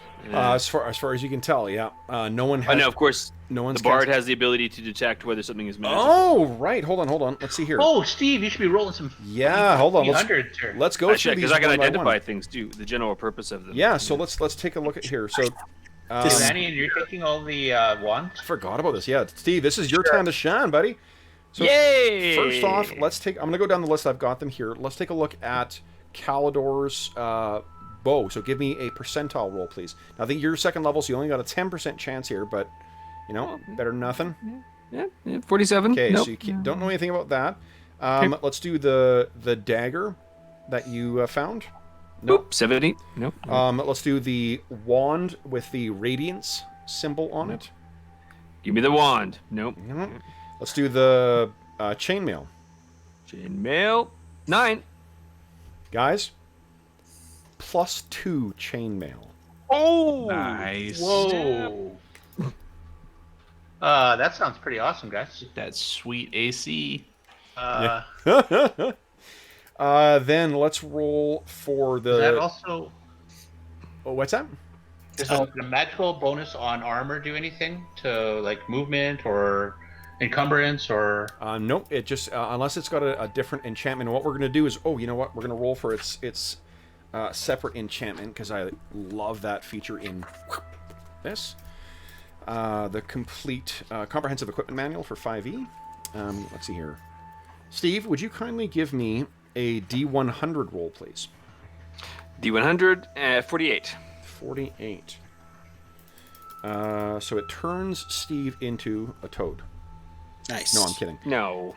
Steve or Hirildo? It Steve turns into a toad. It comes out through the game. Comes out through the game. Hits your camera. Straight to the camera. Hits Steve. Game just went up a level. Yeah. Right. Okay, so you go this you is go into the pretty game. awesome. So this, oh man, this fits so well. So this chainmail, it has 4 charges of this power. The power is silence. You, it can. Let's see here. You can use silence as if you cast the spell, and it regains 1d4 expended charges daily at dawn. Ooh. Sounds perfect for Calidor. Yeah. I mean, I can wear it. Sure. Okay. I'm sure that Druin is like, oh, I need that AC. But, I mean, I don't know. Silence for a thief sounds pretty darn. Well, advanced. Calidor's AC right now is a 5. Yeah, So, I Calidor's think going to it get great AC. So. benefits Calidor way better. so if Calidor could wear that, then let's see here. You're Oh, but you'd lose your sleeping abilities, but you'd already can move silently, so Yeah. You can move silently like 4 You'd times also a be day able with to a spell. snipe silently as well. So your AC would be a 3 to start. You have an AC bonus as well from or defensive bonus from Dex, don't you? Yes. I think so. +2, or no, -3. Defense adjustment -3. -3? Holy shit. So your AC would go to a 0. From 5. Nice. Well, that's a big difference. Yeah. That's awesome. That's probably worth it. That's crazy. Well done, Hirildo. Okay. That's a Hey. So that's a But- big, yeah, So plus. leather armor becomes elven. No, not just elven. chainmail +2 of silence. and of silence. Mail +2 of silence. Okay, It's 4 charges, gains 1d4 charges. that's incredible. Next up is that longsword, the great sword. Steve, All go right. ahead, give us a percentile roll again. Here we go. Boop. 13 close. Oh, so close. Next up is that pretty badass spear. All right, come on, Spirit, talk to me. Oh, so close. Next up is the eternal enmity. Eternal Envy. Enmity. Enmity, 60. No, don't know anything about that either. And then that helm. And the helm. Dink. Nope. Nada. We found a lot of stuff. The let's do first scroll. Oh, it's read magic. Never mind. Ignore that. There is one more thing in here. I just need to. I've got it down here. I don't remember what it looks like. Give me a sec here. Oh, did you say there was like some orb or something? Not an orb. There's something else in here, but I can't remember what it looks like. I'm just looking it up right now. It's a manual of level training. It Reduce is the cost of leveling by half. Hold on. I need to find the stats for Mimic. One sec. If it's going to be magical, it might as well just be free. Mimic. Yeah. All these items are mimics. We're all carrying all these mimics. Yeah, it's cursed. First Where's fight my helmet we biting get. me? Yeah. It's sucking your brains out slowly. All right. Really good doesn't notice for hours. Yeah. So this is a hollow mithril tube about a foot long. Oh my god, it's a magical blowgun. Could it be? Could it be? Give me it. Oh my It is God. absolutely not a magical blowgun. It could be, though. Flute, baby. Okay, go ahead and give us a percentile roll there, Steve-O. Boink. 21. No idea what that thing is either. All right. So you're saying it's a foot-long metal tube. How big around is this cylinder? It's about like that, a little bigger than what a flute would be, but not so big to be like a pipe or something like that. But it doesn't have flute holes in it. Does not have flute holes in it, and you can see that there's a little bit of scuffing on the end. You would think that it may have been struck against the ground or something. Like somebody smacked something with it? Yeah. Long enough to hold the wands? No, you could do that, but it doesn't like this. The wands kind of slide out of it. Like No, I mean like originally. Is it No, about the size no. like what you would put a wand in? The wands are a little bit longer than it. No, and there's no bottom to it. So Okay. Yeah. Yeah. it would be like a musical instrument, like a. if you batter it against the side, it does give a pleasant tone to it. I was gonna. Yeah, does it make a noise, eh? All right. Yeah. Well, maybe I should hang on to this mithril tube. Wonder if Might it's be- I'm not Metagame gonna. wise, I'm not gonna metagame. Wax, I'm like. but- I think I might know what it is. I'm just gonna pretend I don't. I know. Okay. Why? Can't you separate player information from character information in your? Hey, Dave has already inflicted acid damage on himself when the DM forgot. Ah. So like, Yeah. Dave's already No problem, got his Dave. master's class in role playing today. Okay, let's see here. You successfully identified that chainmail, so you're going to get XP for that. Pretty good. Pretty good. So, Actually, I'm not gonna put strikeouts through these things until we get the experience for them. okay. So then we've got Calidor is wearing the chainmail and he's carrying Eternal Enmity. And the bow. Yeah. And the Calidor bow. basically has everything. So that longsword also counts as a masterwork longsword, so you get +1 to hit with it.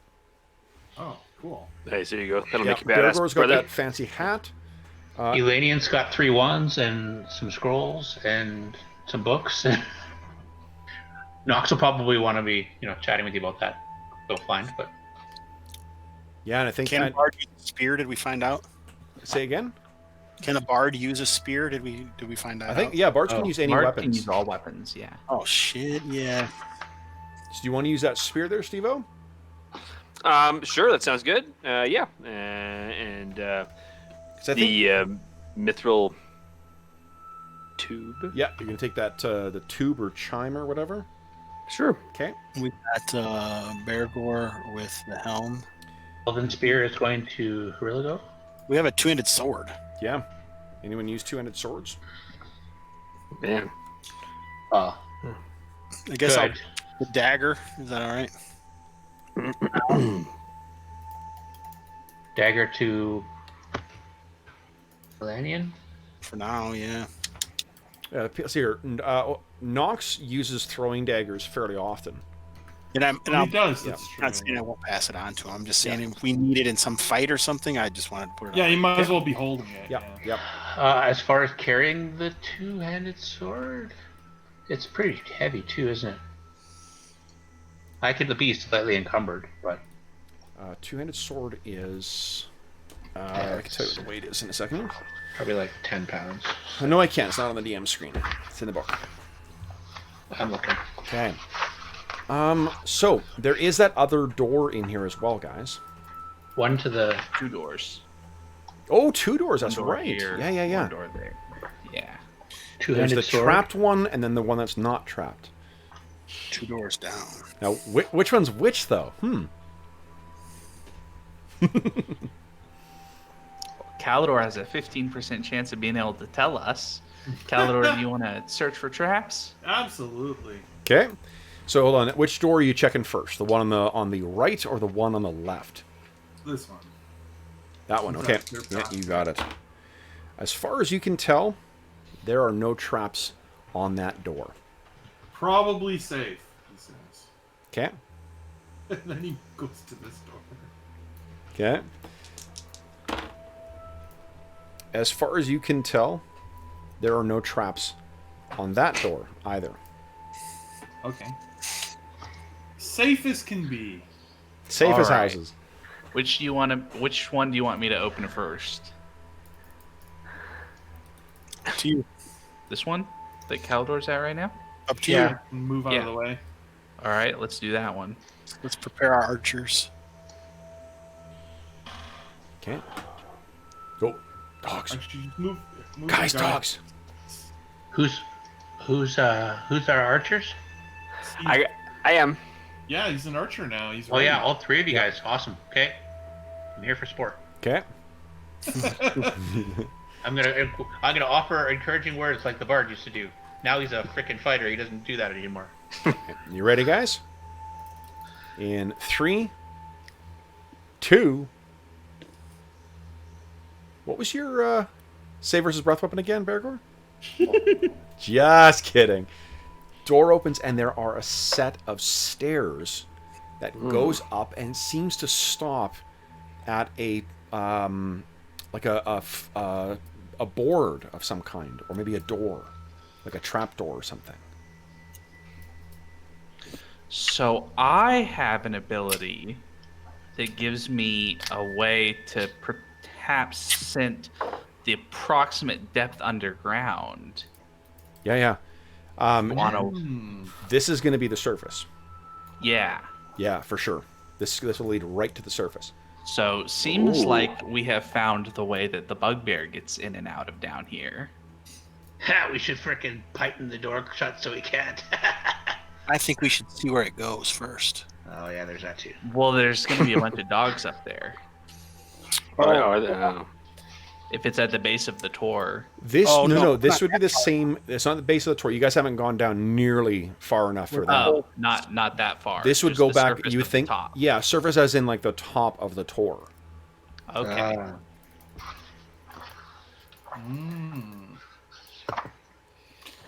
We could still open it and see where. Where it opens into the building above. And then Yeah. come back down here and go for more goblins. Yep. Sounds good to me. Okay. I will lead the way. So let me I will watch the back. grab you guys here. And I'll Shun show is you holding that two-handed behemoth. the sword. I'll tell you that Referring to your sword? the upside to the two-handed sword is the damage versus large creatures. It's fucking bonkers. Okay. Now I'm gonna put some of you guys in a bush here, because You can't see squat. But Bergour, And this might be right in the throne room. let me bring you over. You and your mapping. So you see it, you push it up, and a bit of that dirt from the surface kind of falls in, and you push it back, and you can see it hits up against a wall. And you step up, and it's in a room with a door ahead of you. Or actually, it looks like the door is open ahead of you. And this is part of the surface that you saw. It looks like it goes forward a bit, and then it turns. Yeah. There's a corridor that turns. I may need to move you through there, sorry, but you can look down I can here. See. And then this was the treasure room, right? That's right. Yeah. Hey, there's Druin, Knox, and Chael. Yeah. There's also a goblin. So if you move forward a scooch here, there's the treasure room. Yep. And then you remember that this is on the far side. If you go out this door here, it leads you down to that open area where the horse was. Mm-hmm. And then from the horse, there was a door to the south. Yep. Yep. And it goes all the way around. Yep. So I'm gonna go back to what we had thought was just a dead end. Yep. But I know now. Can I see where it is so I can figure out where it is on the map? Yeah. Elanion, Yeah, I'll call Elanion to come up here. Let me move you over here. Hold on, I gotta move out and get rid of some people here. Okay. Get rid of you. Goodbye. Get rid of you. Goodbye. Boom. There you are, Elanion. Go ahead and be a look. Oh, I guess you're in the wrong layer here. There you go. Hatching dragons. There, can you see there, Elanion? Yeah, I found it. Okay. I can't see anything. There you go. Go ahead and be a looky loo. There you go. So there's that tiny little room up there. I see where we are. Druin. There you go. And Calidor. You guys are all milling around in the corridor here. We found something. It feels like a win, but Okay. So if you guys head back down, I'll move us back. Hobbs, you got your mapping done? Yep. Okay. And back down. sure would have been nice to find that a long time ago. Okay, so you guys come back down into this goblin wizard's study. So, Ooh. where to now, guys? Oh, you guys, you still haven't looked in the chest. Oh, we haven't. Yeah, Oh, that was just stuff on the table. That's right. yeah. The last chest that we opened was trapped. The one that was upstairs, Dorman tried to open it and he got stabbed in the finger with a poison needle. This Do you want chest me to new. take a look at it? Do we have any? Does anybody have a crowbar? Does this chest look old or new? Chest looks. It looks honestly like a farmer's, like something that would be like a trunk to keep stuff in, like family valuables or something like that. Okay, yeah, so I would watch out for a trap. I was going to say if it was Elven, probably not, but if it was something these damn goblins found, then possibly. You Well, why don't we just, whenever we hole up or get out of here or whatever, we'll open it up later. Can we move it? We don't have to, right? Well, seems like we could move it and then not try to open I got to it. calculate the weight of this thing too, because Say, if we open it now, don't we get the XP? you do. Yeah, but I've already got so much XP. It's the money that I need. And I see. know you're going to say, well, this is how we get money, by opening up a chest full of coins. I will say so. Rogues like Steve, this is where they really get a chance to shine. True. But I don't have. No, but I mean, like you actually for class bonuses, you get extra Yeah. from loot. You get double what everyone else gets. Oh, interesting. Yeah. And a chance to pick a lock. Oh, So actually, they can't and pick up- Calidor for that matter too. Yeah, this is where the rogue bonus really comes in. When you guys get loot, you get twice as much XP from what's looted. Ah, cool. All right. Yeah. How about that? How did you guys not know that? Did you guys? I think. I just missed it. Yeah, I blame the stingy DM who gives out bullshit for loot. It's been five. Also, it's not. You know what? episodes since we got a loot. Yeah, it's been, and a lot of your monies come from being paid for doing jobs too, and you don't. The rogues don't get XP for that. Yep. Yeah. I gotta find. We only get XP for stealing. Bards. Well, hey, good thing I pickpockets is one of my skills. I'm gonna steal something from one of the other guys, just for a little extra experience. So, what are you thinking, guys? Are you gonna check this thing for traps, or are you gonna do what? I mean, sure. I don't. Let's at least check it for traps, and then we can decide. Yeah. Calidor, this is trapped. But he didn't roll Well. one and automatically untrap it. I did not roll well enough to untrap it. Yeah. Yeah. Interesting. Yeah. I said Well- we could pop the lid off. What are you What do thinking? you guys think? Oh, this two-handed sword looks like a good pry bar to me. We haven't even checked if it's locked yet. Can we tell if it's locked? It is locked. Yeah. It is locked. Okay. Well, And trapped. and trapped. So the other thing we're gonna run into, right, is if we can't unlock it, how do we? Right, if we break this open, how do we carry all the stuff that might be inside it? I'm willing to wait. It's one. I know we've looked this up before. I can look it up in the. Actually, I can look in the book. I'm trying to remember what If the it's weight full of potions, smashing it's a bad idea. 50. I thought 50 coins. is. 1 pound. I think so. Yeah. I think that sounds Yeah, right. 50 coins. Okay, is cool. 1 pound. So- plus what the weight of the chest, obviously. Yeah, I'm just gonna quickly. So the chest itself, I think, is probably about 5 pounds. Nah, it's probably 10 pounds because it's got a lot of weight in there. So let's see here. That is. I said we pop the top. Let's pop it. Nail it with the battle axe. Well, how do we? I Yeah. say hold off.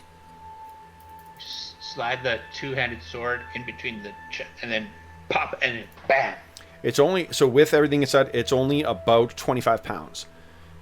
The other thing, though, just so you guys can spread weight around here. Remember the thing that had the 1,500 silver pieces in it? That is 30 pounds.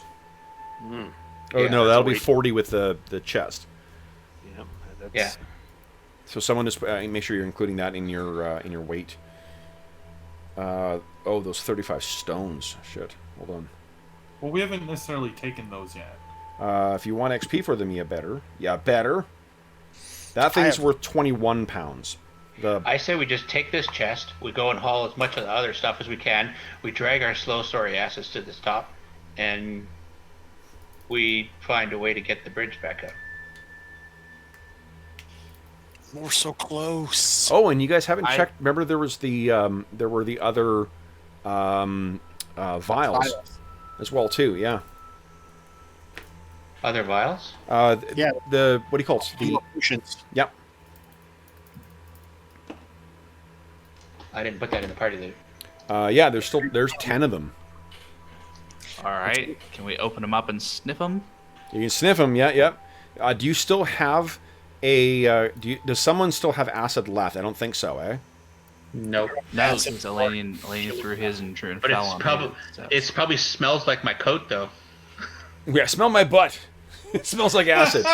Smell my armor. I got acid butt. See if Hurligo can figure it out again. Oh He's yeah. got Hold 10 on. Let's see here. Out front. Religo's got a 10% chance of doing it. Nope. And nope. All right, so there are 10 of them. They all smell awful. Do you have a healing potion left, or are all those gone too? All those are gone too. Gone. Yeah, so you can't. Drink so many of them. Geez, you think he'd consummate? So after careful, application of your schnoot, you can separate them into. There are 7 that smell like one thing, and there are 3 that smell like another. The Pepsi challenge. Yep. And just like the Pepsi challenge, you have to make a saving throw versus death. If it's bad, can we just drip a little bit on something and see if it smokes and starts to burn through? Yeah. Yeah. Yeah, let's do that. So we can That strip a may little bit. spoil some. Pouring half. It's basically pouring half of one out, right? We really need like a goblin we can sort of use as kind of a guinea pig. You want to heal goblins? I have a bard that I can do that. Ah, just kidding. Oh, yeah, right. Good Okay, point. so let's do this. There's basically because you got them down to 50-50. Give me a someone give me a percentile roll. Whoever's pouring the thing out. 99. So you pour one of them and it hits the surface of the wood and it does nothing. Do you want to try pouring the other one?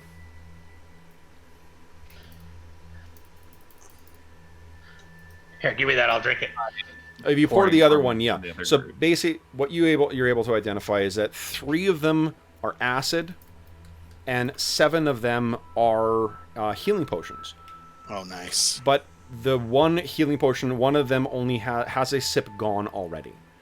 Yeah. Okay. Okay, so there will be 6.5 healing potions effectively. Okay. Wow. Let's heal up and bust that other door down. Remember if Yeah. Chael or Knox were beat up, or I I'm just I- thinking if believe that Dorman is injured. oh yeah, he was down like a couple hit points. Yeah, Dorman. Didn't yeah. Dorman go down? I got him hidden in the I corner here. Dorman has don't- 1 hit point. Chael Yeah. has 2 hit points. Yeah, I think Dorman went down in the last. So if fight. we can put 2 aside, just so that when they get back, we can at least give them 1, so they can. What about Knox? Kev, Knox what is about 100%. He's Okay. good. All right. Yeah, so let's set 2 aside and drink the rest. Roughly. Oh, Or 3 Jeff, aside if we can. remember you successfully used your rogue ability, so you got what do you call it? You got another use of that for your XP. Right. Okay. Maybe we should call it here and then let them decide. It is 38. Do we want to get into another whole nother area, or You're just tired, I Hobbs. am tired. And he does have to work early in the morning. Yes, I have to work early. I mean, I But the goblins could be right behind this door. I'm really cool with that if we want to like not. I mean, unless Kev maybe wants to do a cliffhanger, you know. Yeah, Let's throw we the should, door like, open. crack open some doors until we find the goblins, and then we'll stop. This long promised fang dragon may be behind there. Do we want to drink any potions though before we? Yes. So why don't we save 3 potions and drink 3.5? Does that do enough for us? So So it one could be 1 for Calidor, 1 for Bergour, 1 for Druin, and then a half potion somewhere else. half to Elanion. Has to Elanion. Elanien's at 6. Half to Elanion. Yeah. Okay. Does that sound about right? Yeah, I don't- that's Two I don't- D4. Okay. Why don't you guys drink them to see what happens, and then we can decide. Then Elanion Turns out you got them backwards. Acid burns all of you. No, I mean, like if Bergour gets 4 hit points back, you're gonna want to drink another one. Right. Okay. I see what you're saying. So go ahead, guys. Let's see how much healing you get back. All right, I'm down in 1. 7. 7 back for me. Okay, so 23. Druin. 7 back as well. 17. Calidor. Yeah, just typing. 6 Huh, not back. bad. 16. Okay. Elanion. I'm Eleni, saving why don't my you take- to give somebody else later. Well, no, but that's why we save. We save 1 for Okay, all Dorman, 1 for Chael, and 1 extra to save a life. There you go. 3. So you're at 9. Okay. Okay, so then I'm gonna mark us down to just 3 healing potions. Yes, 3 full ones. Okay. All right. So then, as far as you can tell, there's no traps on this door. So we've thrown it open, guys. I think so. Okay. Tank one, our meat shield want to do that? Yep. Calidor, you want to stand behind me with an arrow ready? Yep. Okay. So yeah, I just So guys, lost it on the map. you grab this door. This door opens inward. And Fireball. on the count of 3. So Bergour once again is that'll be a breath weapon. Really go get your There you go. arrow. Oh, it moves in? Then I'll stay here. So, on the count of 3, 2. What? Now, are you sure you want to open the door? That's. Only 19 more minutes of No, I delaying. don't think and so. we're good. I think I'm done with opening Okay. doors. So you throw the door open, and the smell of a goblin sleeping quarters hits you. Crunchy. So you guys, So it smells like roses and apples. yeah, Yeah, definitely, Lots of dirty socks. definitely. So what you can see, you step, is that there is this is a goblin sleeping quarters. This appears to be where they would be sleeping.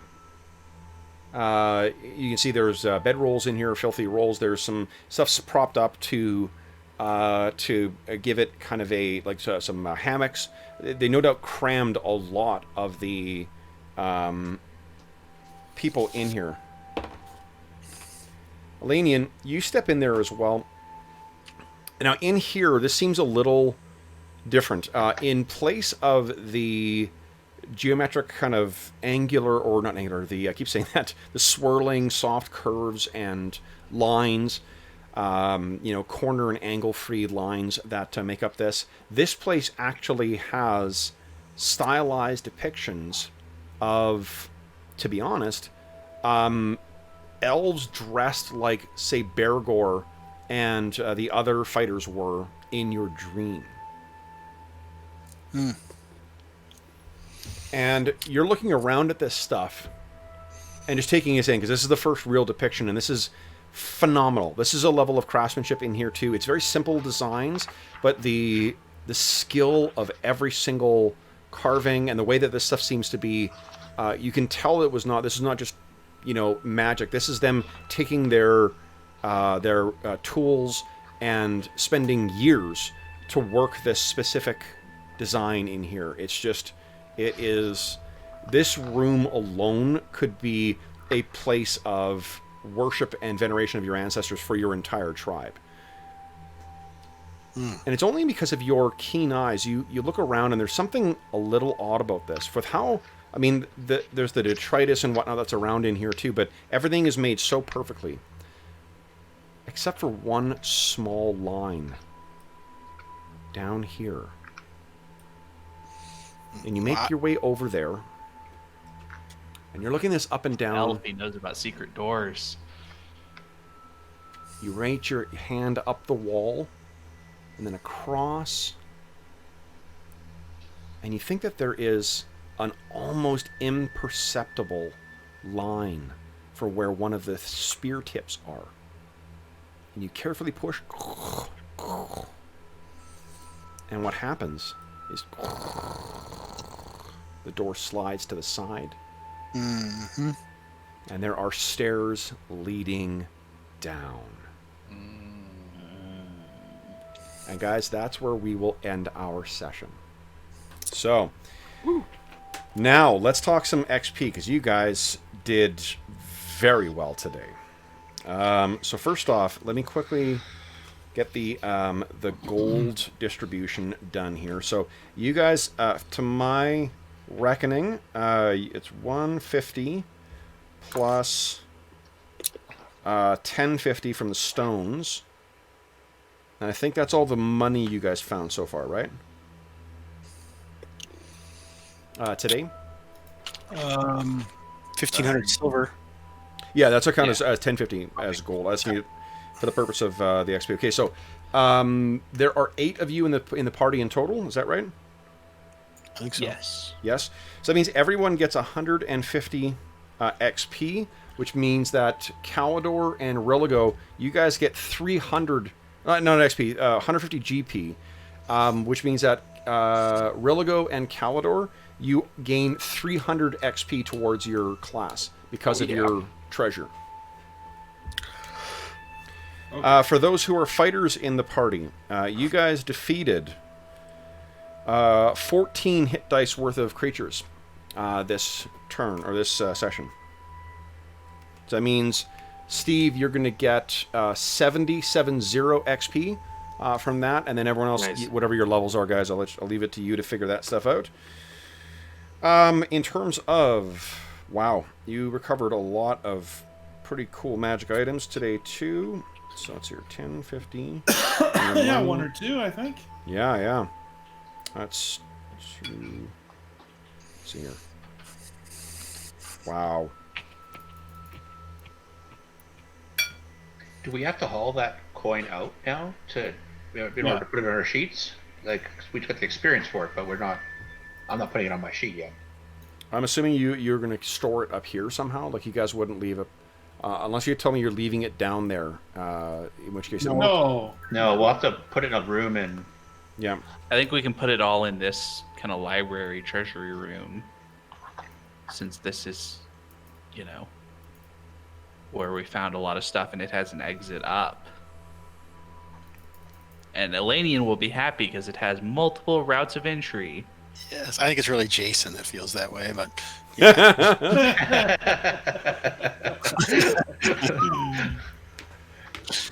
Does anybody else have any weird thing like that? Okay, sorry. So, guys, for those who are... my apologies to those who were not able to make it tonight, because it's a pretty sweet haul you guys got right now. You guys are each gaining 1,269 XP. Holy shit sticks. 1,296? 1,269 XP. 1269. Woo! 3, 5. Well, guess who's level 4? You can only... Nope. You stop at it, and you cannot gain a next level. You have to go back and train at level 3, then you have to wait until you can then start gaining XP again to get enough to go back for your training for 4th.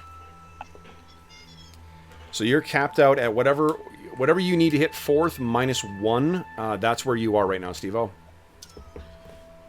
Oh, you're muted as well, too, I think. That sucks boners. Okay. Oh, and that would work. Oh, so for me, who's already 3rd level, I can only gain up to 1 less than 5th level? Or 1 less than 4th level? 1 less than 4th. You're... Yeah, if you haven't taken time to train to be the next level, then... He's 3rd, so 1 less than 5th, because he hasn't trained up to 4th. He can get to the experience. No, 1 less than... oh, yeah, you reached 4th. Yes, 1 less than 5th. That's right. Yeah. I'm like, oh boy, that is mean. You Yeah, can't no. You can never level. You can never level. You can never go past the level mark. Yeah. So, Steve, what is the... your character's 1 less than 4th, not 3rd. You got enough XP to go back and train, and you'll gain 3rd level, and then you're 1 XP, 1 point down from getting 4th. But you can't you can't gain an extra. Then you got to go out and hunt something and get some experience and come back. No, there's more to. You got to give a gap of time. Oh. Yeah. You can't just go out and kill a boar and then come back. So. What if you killed 3 boars? Okay, well, what is the... What if there were goblins riding those boars? What is the 5th level numbers for fighter and thief? For fighter and thief. Fighter, warrior, fighter. 5,000 XP for level 4. 4th level for a fighter is 8,000. And 5th is 16. Okay, so I'm way far away from... I'll never... Yeah. Okay. So I don't even have 4th level right now. I have 7,813. And Yeah, I mean, you're also going... like that's split between your 2 classes as well, too. So you're only getting like 600 to each class. I have 5, 3, 4, 1 for my... 16. Awesome. Okay. So, guys, big session for you tonight. Holy smokes. You guys got a lot done. And I think... Oh, you haven't cleared it out, but it appears that you have given up on level 2. We may be going down to level 3. Well, if we found the way down, maybe we should go and open those double doors and kill those zombies. Clear the chapel? Yeah. There might be something in the chapel. I want to do that. All right. So then, guys, for those listening at home, thank you so much for joining us for session 29. Next session is session 30, guys. Pretty exciting. So Wednesday will be session 30 for this. For those listening at home, as always, if you have any comments, questions, or concerns regarding the session, please don't hesitate to... I'll move us over to the... to here. The old Heron Shear map. Oop, I guess I can zoom out a scooch here. If you have any comments, questions, or concerns regarding the session, please do not hesitate to leave a comment in the comment section of this video. You can also reach me on Twitter at Dungeon Musings. You can also find in the description of this video a link to the Dungeon Musings Discord server where all of us are active. So if you have any... What am I doing here? Druin's going there, you're going there, and Hobbs, I got you hidden down here. Yes, you can find all of us on the Dungeon Musings Discord server, which you are welcome to join. We have channels dedicated to this campaign and every other campaign we run on the channel. In addition, we have a link in the description of this video to something called Heroes Save Villages. That is the charity fundraising campaign that we run on the channel. At the time of recording, we are just in the middle of the COVID-19 crisis across the entire globe. This is the fourth week of it in North America. Third week, I think. I think this is week 3, but This is I week don't. 3. Time has Seriously, time has lost all meaning. It feels like it's for fucking ever, but so yeah, I can appreciate like from now and at time of recording and going forward, it's going to be a difficult economic time for a lot of people. But if you are inclined and you find yourself in the position to be able to be interested in financially supporting the channel, the way I would encourage you to do that is to consider clicking through, learning about SOS Children's Villages International, the charity that benefits from the Heroes Save Villages campaign. It's a really awesome organization, active in over 130 countries, providing benefits for over 80,000 orphaned and abandoned children. And we did get news earlier this week that one of the villages has had people test positive for coronavirus. So, like the rest of the world, these kids do need some help to deal with, and their care providers, that they could benefit from any support that you may be able to offer them. I don't want anyone to feel obliged, of course, but if you do find yourself in the position where you are able to do that, I'd encourage you to click through and learn a little more about Heroes Save Villages and some of the rewards that we have on offer as well, because we do like to say thank you to our very generous donors. Last but not least, I want to thank my players. So Steve and Dave and Jeff and Arlen and Hobbs, who has to get up tomorrow morning at 6:30. Thank you so much for playing tonight, guys. This was a lot of fun. Sorry, I didn't mean to interrupt. Thank you, buddy. Thanks for running. No. Thanks, Kev. Okay, Fun. then Happy Good Friday. for those listening at home, thank you again for joining us, and until we see you again, happy gaming.